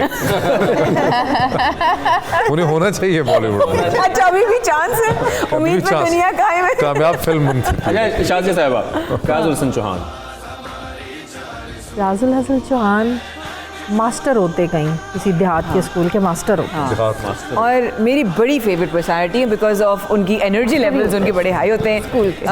फिरदौस आशिक अवान साथ सर स्कूल में इरशाद साहब, फिरदौस आशिक अवान साहब। ये इन्होंने इशारा किया तो मैंने नाम ही कुछ करके जवाब मिल जाएगा। मतलब वो इतनी एनर्जी से भरी हुई है माशाल्लाह से, मुझे तो इनके पास ये नहीं है। वो बहुत अच्छी क्रिकेटर होती, बहुत अच्छी क्रिकेटर होती। वैसे उनको हम बहुत कुछ करते हुए देख रहे होते हैं टेलीविजन स्क्रीन पे, अक्सर वो रेस्क्यू भी कर रही होती हैं लोगों को, क्रिकेट भी खेल रही होती है, फुटबॉल उन्होंने खेली, बॉक्सिंग उन्होंने की, क्रिकेट वो खेलती हैं और वो इतनी एनर्जी है ना उनके अंदर। अच्छा अब हमारा एक और ज़बरदस्त राउंड है, हम आपकी तरफ किसी भी इंसान के डिफरेंट कैरेक्टरिस्टिक्स जो होते हैं उसके, जैसे कोई इंसान बड़ा गुस्से का तेज़ होता है, कोई बड़ा निक चढ़ा होता है, कोई बड़ा दिल फेंक होता है। हम आपके सामने अलग अलग जो है वो पर्सनालिटी के स्टैटिस्टिक्स शेयर करेंगे। आपके जहन में जो पहला नाम आएगा आपने बिल्कुल बेधड़क वो नाम ले देना है। शुरू करते हैं डॉक्टर मोहित पिज़ादा से। दिल फेंक आपकी नज़र में कौन सा पॉलिटिशियन? शहबाज शरीफ। शहबाज शरीफ, ओके। शहबाज शरीफ क्यों कहा? अच्छा हारून साहब, सबसे गुस्से वाला पॉलिटिशियन कौन है? वो तो खान साहब है, इसमें कोई डाउट मेरा ख्याल है कि अगर मज़ा आ रहा है तो क्यों ना देखने वालों को, दुनिया में जो सब देख रहे हैं आज हमारी एनिवर्सरी का जश्न, आप लोगों को अपने साथ ज़रा हम ग्लूड रखेंगे। Please do stay with us, we will be right back. और ऐसे ऐसे राज फाश हो रहे ना, मतलब तो ब्रेक ले लें, अब ले लें, मतलब अभी आते हैं। Please do stay.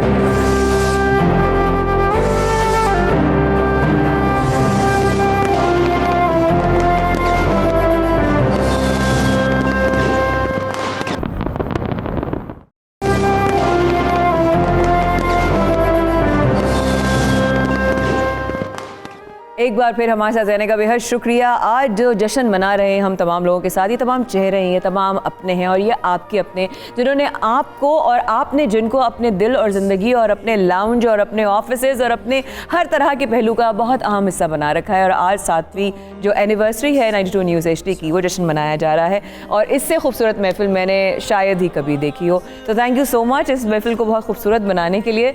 लेकिन जो गेम चल रहा है शाहज़ेब, वो बहुत ही मज़े का गेम है। मुश्किल सवाल कर रही हैं अब मैं शाद साहब आपसे सवाल करना चाहता हूँ। हम मुख्तलिफ सियासतदानों का नाम तो ले रहे थे पहले, लेकिन जैसे कि अब हमने इस सेगमेंट में ये शुरू किया है कि हम आपको उनकी एक कोई बात बताएंगे, जैसे कि कोई सच्चा, सबसे ज़्यादा सच्चा कौन सा सियासतदान है, आप क्या समझते हैं? मेरा ख्याल है कि ये मुश्किल तरीन सवाल है, क्योंकि हमारे यहाँ सियासत नाम ही झूठ का है। तो जो सच बोलेगा वो इस मुल्क में सियासत कर नहीं सकता। वाह वाह। तो फिर झूठा जब मैं कहूँगा तो फिर आप मेरे ख्याल में सबका नाम लेंगे। नहीं, ये मैं नहीं कहूँगा। ये नहीं कहेंगे। अच्छा, के लिए सबसे मुश्किल काम जो है वो जवाब देना होता है। सवाल करना हमारा काम है। आज आप बहुत मुश्किल सवाल, मतलब हम मुश्किल सवाल कर रहे हैं, आप लोगों के लिए जवाब देना बहुत मुश्किल हो रहा है। और वाकई में ये होता है जब आप इतने सवाल करते हैं। ये पाकिस्तान की सियासत जो लुच्चा सब तो ऊंचा, ये हमारे यहाँ एक मुस्तमल चीज़ है। जब यहाँ ऐसी सूरत हाल हो तो फिर आप कैसे कह सकते हैं? अच्छा, मेरे ख्याल में अगर हम ज़्यादा मुश्किल सवाल कर रहे हैं, थोड़ा सा हम आसान सवाल कर लेते हैं। और हम ये जानना चाहते हैं शाज़िया साहिबा, हम ये बताइएगा कि जब एंकरिंग कर रहे होते हैं, कौन सा ऐसा वाक़या है जो सोच के या प्रोग्राम करते हुए आपको सबसे ज़्यादा हंसी आई हो या बहुत यादगार रहा हो प्रोग्राम के दौरान, तो हमेशा याद करती हूँ? सबसे सवाल हो गया। प्रोग्राम तो शुरू में लाइव ही होता था, तो मेरा नहीं ख्याल, लाइव में तो हम वैसे इतना अपना कॉन्शियस होता है कि वो गलती ना हो जाए। मैं बस मुझे वो सर्दियों में मुझे लाइव करते हुए एक ही प्रॉब्लम होती है, मुझे कफ का बड़ा मसला है, बहुत ज़्यादा प्रॉब्लम रहता है। फिर उस टाइम ब्रेक लेना भी इतना मुश्किल हो जाता, तो बस। अच्छा, क्योंकि वो शाहज़ेब का शायद मकसद ये था कि बड़े बड़े वाक़यात हमने देखे ना करंट अफेयर के शो में होते हैं, जब हम देखते हैं तो कहते हैं क्या क्या वाक़यात हो गए। बाद में ज़ाहिर इंसान अपने आप में हंसता भी है, उसको फिर होता है कि क्या वाक़या था, और इस तरह आपको बड़ा याद रह जाती है वो एक पर्टिकुलर एपिसोड, एक वो शो ज़रूर याद आ जाता है, फला दिन ऐसा हुआ था। नहीं, लाइव मेरे ऐसा कुछ भी नहीं हुआ आज जो शाज़िया के साथ है। सादिया क्या हुआ? मैं नाम नहीं लूँगी, और 2 पॉलिटिशियंस के साथ हुआ, क्योंकि मेरा जो इस्लामाबाद में स्टूडियो है, जो सेट है, उस पे स्टूल्स पड़े हुए हैं, नॉट लाइक प्रॉपर चेयर्स या सोफाज नहीं है, स्टूल्स हैं मेरी साइड पे भी, और उसी तरीके से 3 स्टूल सामने गेस्ट के लिए रखे हुए हैं। तो हमारे एक खातून और एक हमारे मेल पॉलिटिशियन बहुत भारी भरकम वो आ गए, तो दोनों को ये प्रॉब्लम हुआ, स्टूल बैठ गया और लाइव शो था, लाइव कट हुआ था। आप सोच रहे हैं वो तो विंडोज का कॉन्सेप्ट है ना, विंडोज बना लेते हैं अब तो, और स्टूल यहाँ से यहाँ वो गायब। तो क्या आप ऑनर हंस रही थी या आपने ऐसे कंट्रोल करने की कोशिश की? आप सोच नहीं सकते कि मैंने कितनी मुश्किल से हंसी कंट्रोल किया और फौरन ब्रेक ली ताकि उनका स्टूल वापस आए, वो जो गायब हो गए वो वापस स्क्रीन पर नजर आ सके। लाइव में ब्रेक के अलावा कोई ऑप्शन नहीं। और उसके बाद अब ये होता है कि अब वो जब भी दोबारा आते हैं तो वो पहले फोन करते हैं मुझे या मेरी टीम को और कहते हैं कहते हैं नहीं डॉक्टर साहब वो ये नहीं कहते, वो कहते हैं ये स्टूल हटवा के कोई और चेयर रखवाए फिर मैं आऊँगा। अच्छा सरबत आपसे पूछूं, हारून सर के साथ ऑब्वियसली आपने तारीफ भी की, सीख भी रही हैं, आप लोगों की बातचीत ऐसी लगती है बिल्कुल माशाल्लाह, आप लोगों का जो ऑन स्क्रीन एक फ्रिक्वेंसी है ना वो बहुत ही माशाल्लाह माशाल्लाह अल्लाह पाक नजर बद से बचाए। बट कभी ऐसा कोई वाकया ब्रेक में क्या हारून सर आपने ऐसी बात क्यों की, मैं आपसे डिसएग्री करती हूँ इस बात से? हाँ अक्सर औकात ऐसा हो जाता है, अक्सर औकात ऐसा हो जाता है। हाँ बहुत सारी ऐसी बातें होती है जिसमें डांटा हो हारून सर ने आपको? नहीं, डांटा कभी भी नहीं, ऐसा कभी नहीं। अच्छा कभी भी नहीं हुआ। अच्छा असद आपसे पूछो कोई ऐसा वाकया आपको कोई गेस्ट आए हो उन्होंने कोई ऐसी बात कर दी हो जो आपको बाद में आपको कॉल आ गए हो या आप क्या कहलवा दिया आपने प्रोग्राम में, ये क्या हो गया? तो अमूमन हमारे हाँ एक्चुअली जिस नौयत के हम शोज करते हैं उसमें लड़ाई झगड़े के वाकया ज़्यादा होते हैं और वो फिर बाद में टेलीफोन कॉल पे भी वो उसकी कंटिन्यूटी होती है। अभी पिछले हफ्ते मेरे एक शो में नाराज़ हो गए गेस्ट, उन्होंने मुझ पर चढ़ाई कर दी, मैंने ज़ाहिर है वो मजबूरी होती है लाइव शो में, वरना आपको एज का लिहाज रखे बगैर थोड़ा सा वो करना पड़ता है। उसके बाद फिर मैंने उनको फ़ोन कर लिया, मैंने सोचा कि इतने सीनियर पॉलिटिशियन है, मैंने उनको फ़ोन किया, फिर उन्होंने आधा घंटा मुझे इकोनॉमी समझाई। वो मेरे लिए बड़ा मुश्किल काम था कि उन्होंने उनको, मैंने कहा मैंने तो कर्टेसी कॉल की थी आपको। तो लड़ाई झगड़े के वाक़यात, किसी गेस्ट का उठकर चले जाना शो में कभी कभार ऐसा होता है। हाल ही एक आध बार वैसे ऐसा हुआ क्या मैंने गेस्ट से माजरत कर ली शो में क्योंकि वो बाकी सब गेस्ट के साथ बदतमीजी करते चले जा रहे थे मुसलसल, तो मुझे लगा कि मेरे बाकी मेहमान जो है वो भी तो हंसी के लायक, हमारे जो फॉर्मेट्स हैं इसमें ये हंसी वाले जो चीज़ें हैं ये मुझे नहीं याद ना होने के बराबर होती हैं। अलबत्ता लड़ाई झगड़े और गुस्से और इस तरह के वाक़यात जो है ना ये बहुत आए रोज़ होते रहते हैं। वो टाइम चला गया है जब वो हमारे सामने, अब तो जगह जगह चैनल्स के क्लिप्स पड़े में ग्लास उठा के मार दिया, पानी फेंक दिया, याद है? रिसेंटली मैंने देखा थप्पड़ मार दी जाते हैं ऑनलाइन लाइव शो में, कभी कुछ कर दिया, उस पर भी हंसी तो नहीं आती मगर मैं कह रही हूं शुक्र करें वो टाइम गुजर गया। मीडिया के लिए मुश्किल तरीन दौर जो इलेक्ट्रॉनिक मीडिया के लिए था जब अल्ताफ हुसैन साहब को लेना पड़ता था, तो उसके लिए आप सिर्फ इतनी आज़ादी होती थी कि आप उनको ले लें, उसके बाद वो कब छोड़ेंगे माइक वो फिर उनकी मर्जी होती थी। और एक रात एक ट्रांसमिशन चल रही थी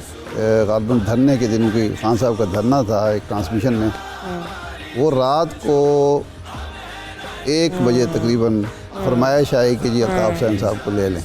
तो जो एंकर थे, मैं भी उसको आमिर के पास से बैठा था, वो ले लिया रात 1 बजे। रात 1 बजे वो ट्रांसमिशन रात सारी रात चलती थी, ये धरने के दिनों की बात है। वो जनाब 4 बजे तक वो जो हमारे लिए इम्तिहान वो सुनना था, गुफ्तगू थी, 4 बजे तक वो लगे रहे। और उसके बाद वो जब एंकर सवाल करना चाहते वो उनको डांटते थे, वो बेचारे चुप करके भीगी बिल्ली बन के बैठ जाते थे। फिर एक दफ़ा मुझे एंकर ने कहा जी आप सवाल करें, मैंने कहा जो आपकी इज्जत अफजाई हो चुकी है काफ़ी है। बड़ी बात आ गई। वो एक मुश्किल तरीन वक्त था। एंकर को हिदायत होती थी कि पहला सवाल करना है, दूसरा सवाल नहीं करना, और उसके बाद जब वो खामोश हो जाते थे तो नहीं, जब भी शुक्रिया, और फिर बाद में उससे कंट्रोल रूम से फ़ोन किया जाता था उनको कि भाई आप कुछ और बोलना तो नहीं चाहते थे अभी, तो उन्होंने कहा, वो कहते नहीं बस काफ़ी हो गया, शुक्र है। तो ये दौर हमने देखा वैसे। अच्छा अब हारून सर आपसे एक सवाल की, अभी शाद सर ने भी बात की कि एक वक्त वो होता था, आपने बड़े वक्त देखे, दौर देखा अपने ज़माने में, आपने पहला भी सहाफ़त का ज़माना देखा, आज का भी जो वक्त है, कितना फ़र्क आ चुका है आपकी नज़र में? बहुत सी चीज़ों में बहुत सा फ़र्क आ गया। इस तरह टेलीविज़न पे बात करना ही बहुत बड़ा इनकलाब है। जो बात कि आप आज़ादाना गुफ्तगू कर सकते हैं, यानी बहुत खुल के नहीं भी कर सकते तो फ़ौरन बात कर सकते हैं, ये तो कोई तस्वीर ही नहीं था। और ये एक मतलब फौजी हुक्मरान ने आपको ये अपॉर्चुनिटी दी। ये बेनज़ीर के दौर में या भुट्टो साहब का तो जावलक का तो छोड़ें, और बेनज़ीर के दौर में या उसके दौर में नवाज शरीफ के दौर में तो आप एक चैनल था और उससे भी यानी किसी अपोजिशन लीडर की खबर नहीं जा सकती थी। बेशुमार तब्दीलियाँ आई हैं। प्रिंटिंग जो मीडिया है, प्रिंट मीडिया जो है, उसमें तो कोई मैच्योरिटी आई है, इसमें अभी तक लोगों की समझ में नहीं आ रहा कि क्या करना चाहिए। जो पॉइंट शायद आरिफ साहब ने उठाया था, मेरा ख्याल है उसको ज़्यादा एलेबोरेट करने की ज़रूरत है। आज़ादी हमेशा जिम्मेदारी के साथ होती है, आज़ादी हमेशा डिसिप्लिन और आज़ादी हमेशा एक साथ चलते हैं। सारी इंसानी तारीख का तजुर्बा ये है। बिल्कुल सही। अब प्रेशर हुकूमत का तो चलिए एक है ही, उसको तो किसी न किसी तरह हम हैंडल कर ही लेते हैं, लेकिन ये सोशल मीडिया का है, यानी मीडिया सेल्स का, सोशल मीडिया का नहीं, मीडिया सेल्स का जो प्रेशर है वो इतना ज़्यादा बाज़ औक़ात हो जाता है और वो मिसअंडरस्टैंडिंग्स पैदा करते हैं। फिर वो एक और काम शुरू किया था, आजकल कुछ रुका हुआ है शायद, वो मतलब डॉक्टर साहब के नाम से या मेरे नाम से या इरशाद आरिफ साहब के नाम से कोई भी चीज़ आ जाती है, मंसूब करके वो दे देंगे।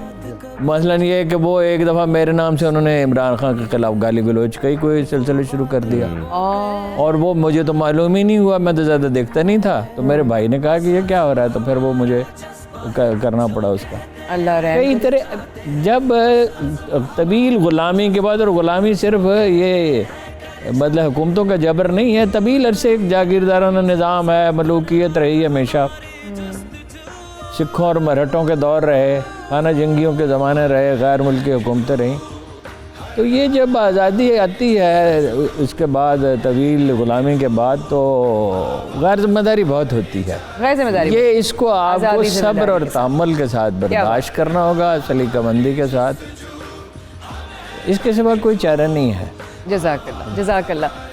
वाकई आज़ादी ज़िम्मेदारी के साथ, ये बहुत ही, मैंने एक और बड़ा सबक लिया आज हारून सर से। वाकई में ज़िम्मेदारी बहुत है, लेकिन एक ये ज़िम्मेदारी है कि आज आप लोगों के साथ बैठना मेरे लिए बहुत मेमोरेबल दिन है। I to be very honest and with all the love in my and respect in my heart, मुझे बहुत अच्छा लग रहा है। हम दोनों बहुत एक्साइटेड थे जब हम कराची से आ रहे थे और हम सबसे मिलेंगे, हम सबके साथ बात करेंगे, लेकिन इसका कतई ये मतलब नहीं है कि मैं आप लोगों से मज़ीद सवाल नहीं करूँगी। अब जो एक बहुत खूबसूरत सा सवाल हमारी टीम की तरफ से आया है, और सबसे शुरू करते हुए जुनैद भाई से कहूँगी, जुनैद भाई आप इस सवाल के जवाब शुरू करें, और सबसे कि 92 न्यूज़ एक, जैसे कि शाहजेब ने शुरू में कहा कि सिर्फ एक ऐसा चैनल नहीं है कि सिर्फ एक न्यूज़ चैनल है, ये एक मूवमेंट है और इसका एक अज़्म है जो लेके चले। कोई एक चीज़ जो 92 न्यूज़ में अगर शामिल हो जाए, और या ऐसी कोई चीज़ है 92 न्यूज़ के आपकी नज़र में जो तमाम बकिया चैनल से उसको बिल्कुल उसको मुनफरिद कर देती है, वो क्या है? मेरा ख्याल है वो जो बात मैं इब्तिदा में कर रहा था वही बात है कि एक तो 92 न्यूज़ का ख़ासा ये है कि मैनेजमेंट इंतहाई क्लियर है इस मामले में।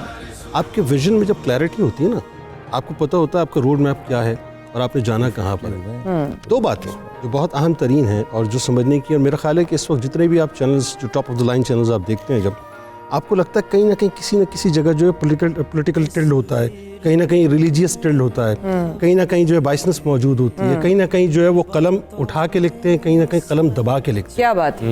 92 का खासा ये है कि आप अगर इस्लाम की बात करें तो आपको प्योर इस्लामिक कंटेंट मिलता है 92 पे, और अगर आप पॉलिटिकल शोज की बात करें, करंट अफेयर्स की बात करें, तो आपको वो बातें सुनने को मिलती हैं जो कि पाकिस्तान की फलाह, पाकिस्तान की तरक्की और पाकिस्तान की खुशहाली के साथ मरबूत हैं। तो मैं ये समझता हूँ कि ये जो दो यही इतना बड़ा विजन है। यानी आप ये देखिए ना कि इस वक्त इस दौर में, माजरत के साथ मुझे जुमला अदा करने दें, कि मैं मुख्तलिफ चैनल्स पे देखता हूँ लोग इस्लाम के नाम पे अब TRPs के लिए बाकायदा लड़ाते हैं आपस में। अल्लाह रहम। नहीं, फ़िक़ही बहस इस किस्म की होती है, या आपस में जो है वो अपना मसालिक की बहस इस किस्म की होती है, जिसको मैं समझता हूँ कि हम सुनने के भी रवादार नहीं है, लेकिन वो चैनल पे ऑन एयर हो रही होती है। 92 का खासा ये है कि 92 ने उस तमाम सोच को जो है वो कोलैप्स किया है, ये बताया कि प्योर अप्रोच किया। दूसरी बात कि वही बात आ गई कि आप पाकिस्तानियत के साथ जुड़े हुए हैं, आप पाकिस्तान के साथ जुड़े हुए हैं, इन्हीं दो नज़रियात को आपको मज़ीद मजबूत करना चाहिए। अल्लाह ने आपको वो सलाहियत दी है कि आप बड़े से बड़े चैनल को जो है टफ टाइम दे सकते हो। बिल्कुल, और टफ टाइम दे भी रहे हैं। और साजिद साहब, आपसे भी मेरा यही सवाल है, क्या चीज़ है एक जो मुनफरिद बनाती है 92 न्यूज़ को? मैं बाकी चैनल्स पे जिस तरह पहले बात रिलीजन के हवाले से तो हो चुकी है, बट डॉक्यूमेंट्रीज़, क्योंकि हम अक्सर देखते हैं छोटी छोटी डॉक्यूमेंट्रीज़, ये नहीं कि आप पूरे एक घंटे की डॉक्यूमेंट्रीज़ हैं, मुख्तसर 5 मिनट की, 2 मिनट की, 3 मिनट की, बिल्कुल, क्योंकि वो चीज़ नहीं है। आप एक चैनल पे, किसी भी चैनल पे देख लें, एक आपका करंट अफेयर्स का टॉक शो ख़त्म होगा, दूसरा बैक टू बैक चलना शुरू हो जाते हैं। तो हमारा मॉर्निंग शो भी आप लोगों की वजह से बहुत मुनफरिद है, फॉर्मेट बहुत मुनफरिद है। तो इसी तरीके से वो जो बीच में इंफॉर्मेशन के थोड़े थोड़े आपको हर घंटे के बुलेटिन के बाद या पहले जो देखने को मिलता है, आई थिंक मेरे लिए वो बहुत ज़बरदस्त है। बाकी करंट अफेयर्स और बाकी शोज तो माशाल्लाह हमारे चलते। असद, 92 न्यूज़ क्यों मुनफरिद है आपकी नज़र में? देखिए मेरे ख्याल में सबसे अच्छी बात जो मुझे इसमें लगती है, यहाँ पर बाकी चैनल्स के बरक्स रेटिंग का प्रेशर नहीं है या कंपैरेटिवली बहुत ही कम है। आम तौर पे कुछ इदारों में जब रेटिंग का प्रेशर आपके ऊपर आता है तो उसके लिए आपको कुछ ऐसी चीज़ें बहुत भी अच्छी करनी तरह पड़ती हैं। वाकिफ हूँ इस तकलीफ से। इस तकलीफ से आप वाकिफ हैं। अच्छा, और ये इसके बारे में मुझे नहीं याद पड़ता 7 साल में कि कभी ख़ास तौर पर इस पर बात हुई हो। ऐसा ही। अच्छा, कंटेंट, संजीदा चीज़ें, ऐसा कंटेंट जिसकी भले रेटिंग ना भी आए उसका इम्पैक्ट आए, तो इस तरह की चीज़ों को ज़्यादा प्रेफर किया जाता है। उससे मेरा ख्याल है क्वालिटी इंप्रूव। वरना आपको याद है जब इस तरह का कंटेंट आने लगा था TRPs वाला, तो उसमें फिर एक फॉर्मेट बना था कि एक आलिम दीन बैठेंगे, ख्वाजा सरा बैठेगा और उनको लड़ाया जाएगा, उनका एक वो फिर सबने उसकी तकलीफ शुरू कर दी थी, सब लोग उसको फॉलो करने लगे और हम एक गंद में पड़ते चले गए थे। तो फिर ये एक हेल्दी कंपटीशन होता है फिर कंटेंट का। तो मुझे सबसे ज़्यादा अच्छी बात ये लगती है कि कंटेंट की बात होती है और इनिशिएटिव्स को अप्रिशिएट किया जाता है और रेटिंग के पीछे इतना नहीं भागा जाता। Quality matters at 92। According to you Shazi have been here. नहीं करते, ज़बरदस्ती नहीं करते। ये नहीं कि 8 बजे का एजेंडा ये होना चाहिए, 7 बजे का एजेंडा ये होना चाहिए, 10 बजे का एजेंडा ये। एजेंडा बेस्ड शोज़ नहीं है, ना ही प्रेशर है, ना ही इम्पोज करते हैं कि ये चीज़ दिखानी है, ये नहीं दिखानी। कोई मरियम नवाज वाली बात कि वो क्यों दिखाते गए, बस मेरा दिखाना था ना, ऐसा यहाँ नहीं है। ऐसा यहाँ नहीं है, ऐसा यहाँ नहीं है। इरशाद साहब, आपकी तरफ आते हैं। जो सबसे सवाल है कि क्यों मुनफरिद है, क्यों अलग है 92 न्यूज़ तमाम चैनल से? ये मेरे नुक्ता नज़र से फैमिली चैनल है जिसमें बाप बेटी के साथ, माँ बेटे के साथ, बहन भाई के साथ बैठ के हर उम्र के लोग इस चैनल को देख सकते हैं विदाउट फेयर कि इसमें कोई ऐसी चीज़ नहीं होगी जिसमें हम एक दूसरे से आंख ना मिला सकें। मेरा ख्याल है ये इनफरादियत है इस चैनल। ठीक है, बिल्कुल। बस डॉक्टर साहब, देखिए कुछ तो बात दोहराई गई कि यहाँ पर उस किस्म का पॉलिटिकल प्रेशर नहीं है। एक और चीज़ इसका जिक्र यहाँ नहीं किया गया, यहाँ चैनल के अंदर उस तरह से पॉलिटिक्स कम अज़ कम मैंने नहीं देखी जो बहुत से और चैनल्स में देखी है। शायद उसकी वजह यह है कि हम इस्लामाबाद में, और इस्लामाबाद में इतना बड़ा नहीं है चैनल का सेटअप, लेकिन मैंने बहुत से चैनल में देखा है जहाँ इंटरनल पॉलिटिक्स भी बड़ी हो रही होती है, बहुत हो रही होती है, विद इन एंकर्स हो रही होती है। हाँ, किसी के खिलाफ कोई बात नहीं करता। अच्छा, उसको इतने रेटिंग एंकर्स की, उनकी टीम्स की, तो वो यहाँ नहीं है। इंटरनल पॉलिटिकल एजेंडा नहीं चल रहे। अल्लाह का बहुत एहसान है कि ये मोहब्बतें देखने में आ रही हैं। लेकिन एक चीज़ मैं ज़रूर पूछना चाहूँगी हारून सर से, आपकी इजाज़त के साथ सर, कि अगले 3 साल पाकिस्तान को आप कहाँ देखते हैं? देखिए, अगर तो कोई यानी डायरेक्शन मुतय्यन हो जाती है तो इसमें तो कोई शुबा ही नहीं है कि पाकिस्तान का पोटेंशियल बहुत बड़ा है। मैं ज़्यादा नहीं समझता इकानमी को, लेकिन मैं मिलता रहता हूँ लोगों से और उनमें से बाद लोग ये कहते हैं कि पाकिस्तान का पोटेंशियल तो 20-30% पे ग्रो करने का है कम से कम इब्तदाई कुछ अर्से के लिए, अगर डायरेक्शन मुतय्यन हो जाए, और उसके बाद वो 10-12%, 7% पे मुस्तकिल ग्रो कर सकता है। अगर तो कोई डायरेक्शन मुतय्यन हो जाती है तो पाकिस्तान का मुस्तकबिल बड़ा मुनव्वर है। वैसे तो मुझे यकीन है कि इतनी एक ज़हीन कौम है, डिटरमिन्ड कौम है, जिसमें खैर और भलाई है बहुत से पहलुओं में, सिर्फ कन्फ्यूजन का शिकार है। तो अब मैं ये नहीं कह सकता कि अगले 3 साल में क्या होगा, लेकिन मुझे इसका पूरा यकीन है कि पाकिस्तान का मुस्तकबिल मुनव्वर है। कि देखना पड़ता है किसी चीज़ की बुनियादें क्या हैं। जिसकी बुनियाद रखी है कायद-ए-आज़म ने और इकबाल ने, और तारीख़ इंसानी में कोई शायर कभी पैदा नहीं हुआ जिसने इकबाल से ज़्यादा माशरों को मुतासर किया, और उसका असर बढ़ता जा रहा है। और पिछले 300 साल में कायद-ए-आज़म से बड़ा कोई पॉलिटिशियन पैदा नहीं हुआ। न सिर्फ उनका हिकमत और तदब्बर, उनका इमोशनल बैलेंस, बल्कि ये कि उनसे कभी एक बार भी नहीं कहा गया कि उन्होंने ज़िंदगी में झूठ बोला, उन पर कभी इल्ज़ाम भी नहीं लगा, कभी ज़रा सी ख़यानत का इर्तिकाब भी किया। और एतदाल उनमें ऐसा था कि हज़रत रूहानी जब मुस्लिम लीग में नहीं थे तो उन्होंने तकरीबन शाउट किया, उन पर कहा कि ये न इसकी लिबास इस्लामी है और न इसका ज़ुबान इस्लामी है। तो वो बहुत शाइस्तगी के साथ स्टेज के साथ उतरे और चले गए और कोई तबसरा नहीं किया, सिर्फ पुलिस अफसर से ये कहा कि कुछ डिसिप्लिन तो होना चाहिए। मतलब हड़बोंग बहुत मची हुई थी। तो इसकी बुनियाद मजबूत है, इसका बुनियादी नज़रिया वाज़ेह है, अगरचे उसमें कन्फ्यूजन पैदा करने की कोशिश की जाती है। मतलब कहा जाता है इसको एक सेकुलर मुल्क होना चाहिए। लफ्ज़ सेकुलर ज़िंदगी में एक बार भी ना इकबाल ने इस्तेमाल किया, ना कायद-ए-आज़म ने इस्तेमाल किया। रवादारी, यस, रवादारी के बगैर मुल्क नहीं चलता। रवादारी हम में नहीं है, बेशक, अक़लियतों के बारे में नहीं है, सियासी ग्रोह में नहीं है, मजहबी ग्रोह में नहीं है। उस पर जोर देना चाहिए, लेकिन ये सेकुलर मुल्क कभी नहीं बन सकता। मुस्तकबिल इसका मुनव्वर है, मुझे इस बारे में कभी कुछ जो बात है आपका तज्ज़िया कि पाकिस्तान का मुस्तकबिल मुनव्वर है, लेकिन जो हमारी बात है वो सिर्फ इतनी सी है कि मैं अगले 3 साल में सिर्फ ये देख रहा हूँ कि जो 92 न्यूज़ है वो 10 साल का हो जाएगा हमारा। बिल्कुल ऐसा ही है। और वाकई पाकिस्तान का मतलब क्या, ला इलाहा इल्लल्लाह, और पाकिस्तान का मुस्तकबिल भी मुनव्वर है। और उम्मीद है और इस दुआ के साथ कि आप सब लोग ग्रो करते रहें, may you keep shining, may you keep growing. अल्लाह पाक अपने हबीब के सदक़े आप लोगों को बहुत कामयाबियाँ, बहुत खुशियाँ दे, और दुआओं में हमें भी याद रखिएगा। हम लोगों के तो बहुत सारे वाक़े हैं, क्योंकि हम तो रोज़ सुबह में कोई ना कोई इशू को डेफिनेटली हाईलाइट कर रहे होते हैं, लेकिन ये सफ़र अभी जारी है, क्योंकि ये सफ़र मोहब्बतों का है, ये सफ़र नेक नीयतों का है, ये सफ़र नेक इरादों का है। और जब इरादे पाक होते हैं, इन्नमल अमालु बिन्नियात, तो हर चीज़ की बुनियाद की जो हिफाजत होती है ना, वो रब ताला करता है। तो प्रोग्राम का इख्तिताम करते हैं, इस जश्न की आखिरी की तरफ चलते हैं, आखिरी की तरफ आप लोगों की शुक्रिया के साथ।